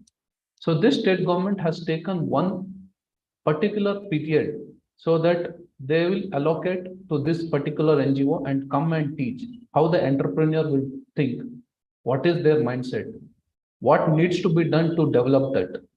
Launch of business opportunities, 51K startup ideas. By just doing this, they have got around 51,000 ideas startup. Can you imagine? This is practically going on. It is not just, it is a impact study which has been circulated. 100 finalists received over 400 letters to intend to the support. This is what. See, when they get that this business or this particular organization can do better, the people who are going to help will not be less. As a firm, we are doing many of the donations. We see the visibility. In case, if there is a visibility, we as a firm donate and we take it forward to ensure that our other members as well in that firm will donate for such good cause and a social cause. Just to tell, not as this one, we had taken up one cooperative audit where there was a fraud and 100 plus members or 3,000 plus members were frauded because of that. And the entire audit fees, whatever we took, the firm also equally contributed to that, and it was distributed to the needy depositors who were running out of money. Coming forward for this impact study, another state government piloted reach around 1,000 students across 300,000 students across 300 members. They are able to reach so many students only because they have a vision, they have a mission, and this, as an accountant, we are also can support them. Phase 2, they are going to roll out where 5 partners will be with them and reach around 40,000 students. This is what we were telling. As a chartered accountant, we have capacity to reach because we have that ability. We have that capacity to discuss. We can tell them, see, this is what is the advantage. We can build the partnership. We need to collaborate with the corporates, big corporates, governments, and tell them, see, this is what we are going to do. This is what the vision of the NGO. Can you help us? Can you lead? We have technology, you have funds. Can this come together and help to build the nation? What they are going to do next? Feasibility of providing the low-cost, affordable finance and mentorship to NBFCs and fintechs. They have not restricted that only to the schools and institutions. They have helped the MSME as well to get this NBFCs, MSMEs for the loans, or helping them how to do the cost analysis. I think the NGO can do this. Yes, there are other accountants, chartered accountants who are sitting there and helping them, guiding them. See, this is what can be done. These are the expenses which can be cut down. These are the expenses which can be diverted. These are the funds which can be diverted to this, which will help to ease the business, ease of working capital needs of MSME. They have sat with the governments telling that, okay, these are the funds which the MSME has done. These are the supplies which they have done for you, but the payment has been blocked for some other reason. Can you help us getting this? So the MSMEs, the working capital, whatever has been blocked in the trade receivables can be reduced. And this will help them to do the business in a much better manner. Issues related to delay payment to the MSME was addressed and few of the presentation were made to the state government, where the state government has taken it up seriously.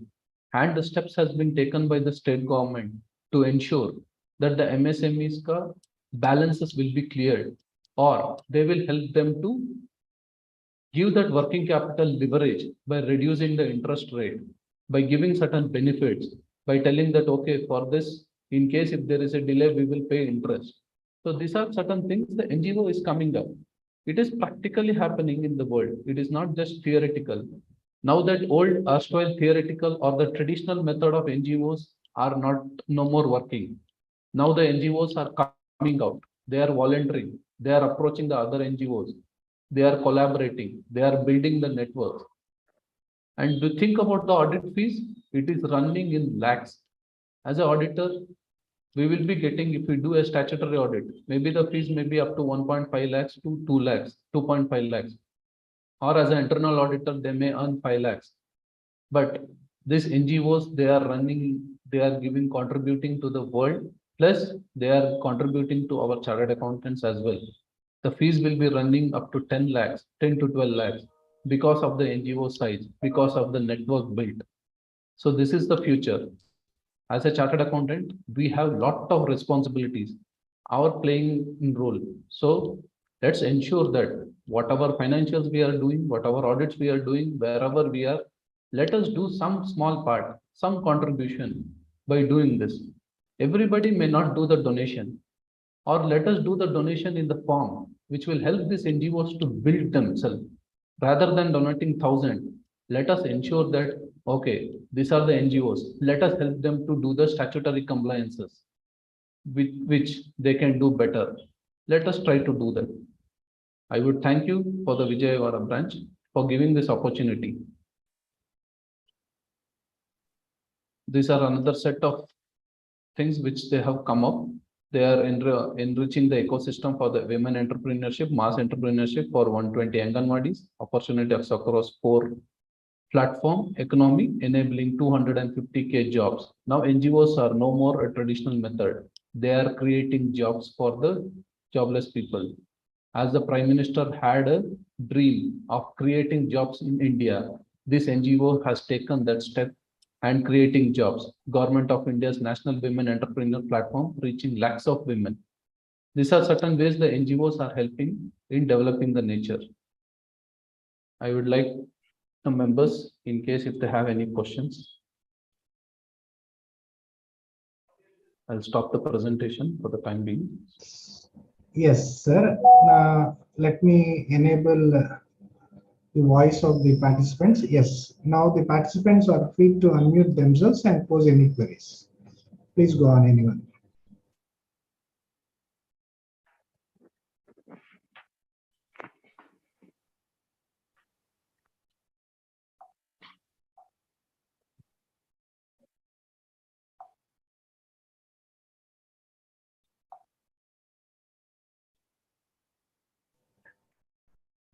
Anyone who want to pose any query to the speakers, you are most welcome. You can unmute themselves, you can unmute yourselves, and you can ask the query.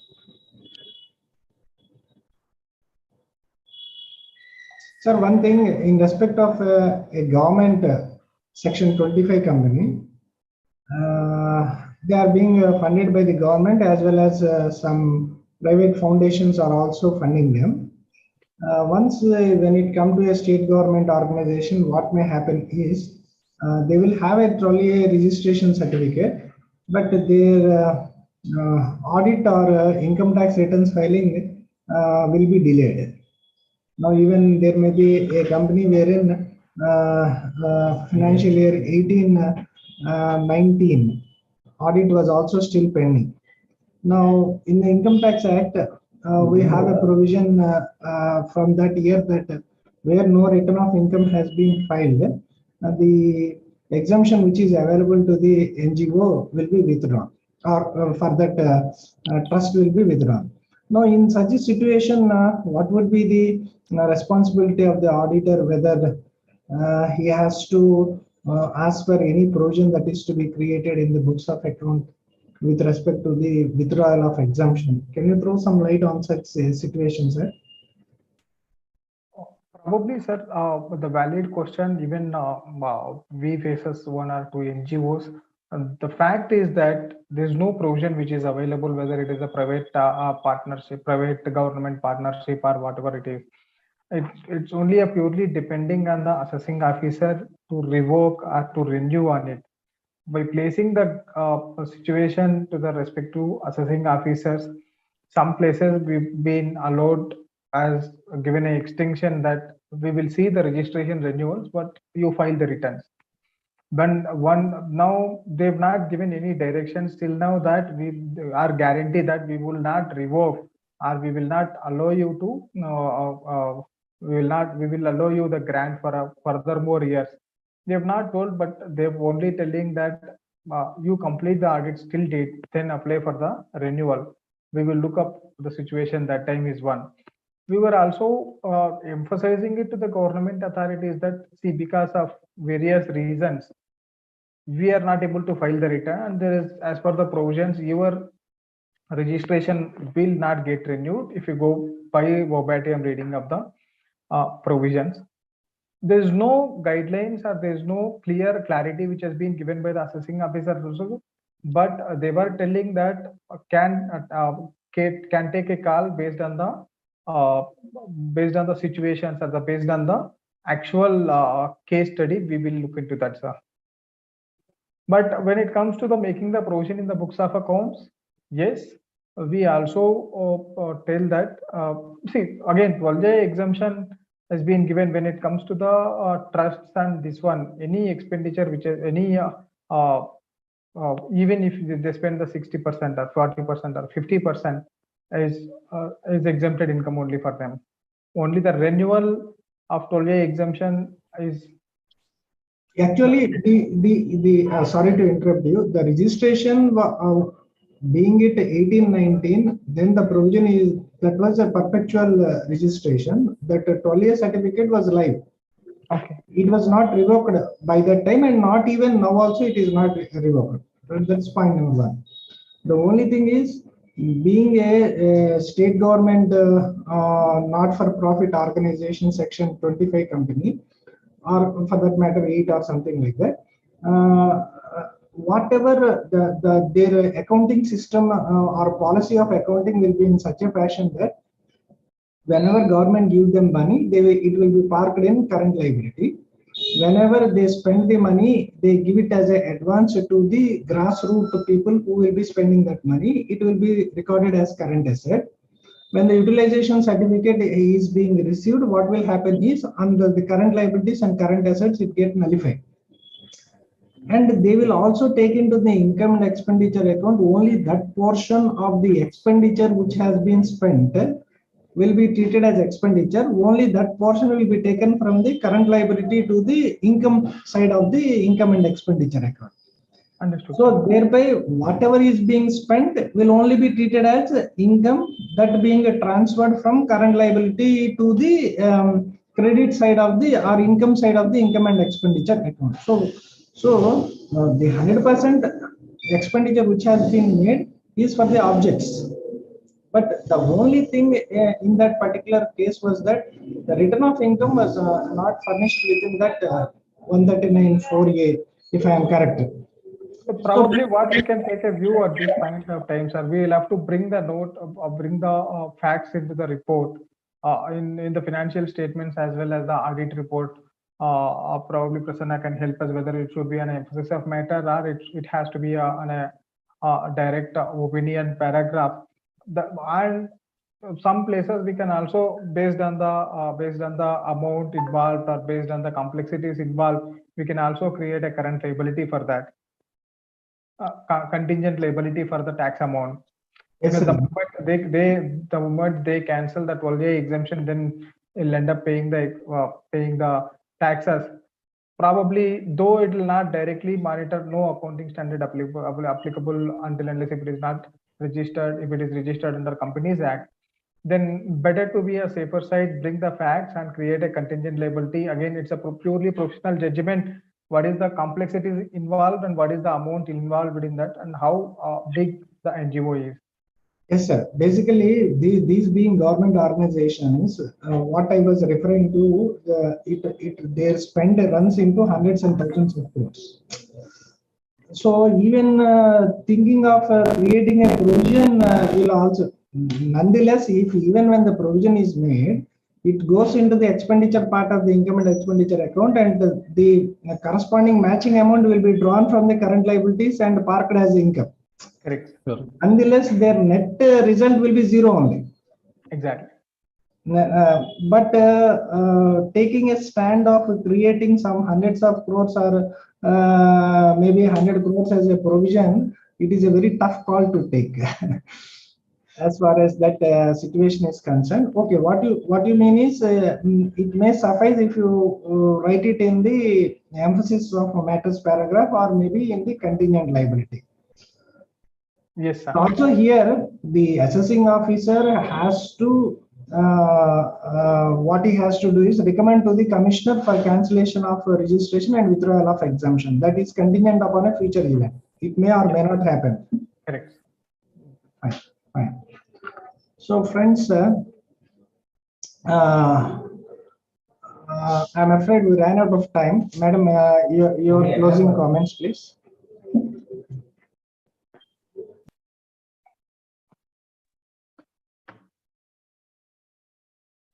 Sorry, first of all, due to network issues, I could not give my opening remarks. And I thank both of the speakers for wonderful presentations, and I say 505. You have created awareness about the detailed requirements and guidance for the auditors regarding the use of external confirmation procedures to obtain audit evidence. And SA 250, we enlightened about the management responsibility, about the laws and regulations to conduct the entity's operations, and SA 240 we created awareness about auditors' responsibility related to fraud in audit of financial statements, and thrown light upon various issues relating to compliance under GST in NGO sector and foreign contribution regulation amendment rules, and social stock exchange and NGO element in corporates and proprietary aspects in audits. Thank you so much, sir, for making the sessions lively and very much interesting. Thank you so much. And members, I request you all to join for tomorrow's session also. Practical session, practical aspects in code of ethics. Thank you. Thank you so much. Have a good day. Thank you very much for the Vijayawada branch to providing an opportunity to share our knowledge and also interact with many members. And thank you, ma'am, and thank you, sir. Thank you for every participant in the group. Welcome, sir. Yeah, thank you, one and all. We'll sign off, and tomorrow we will meet for practical case studies on code of ethics. Meet you at 5 p.m. tomorrow.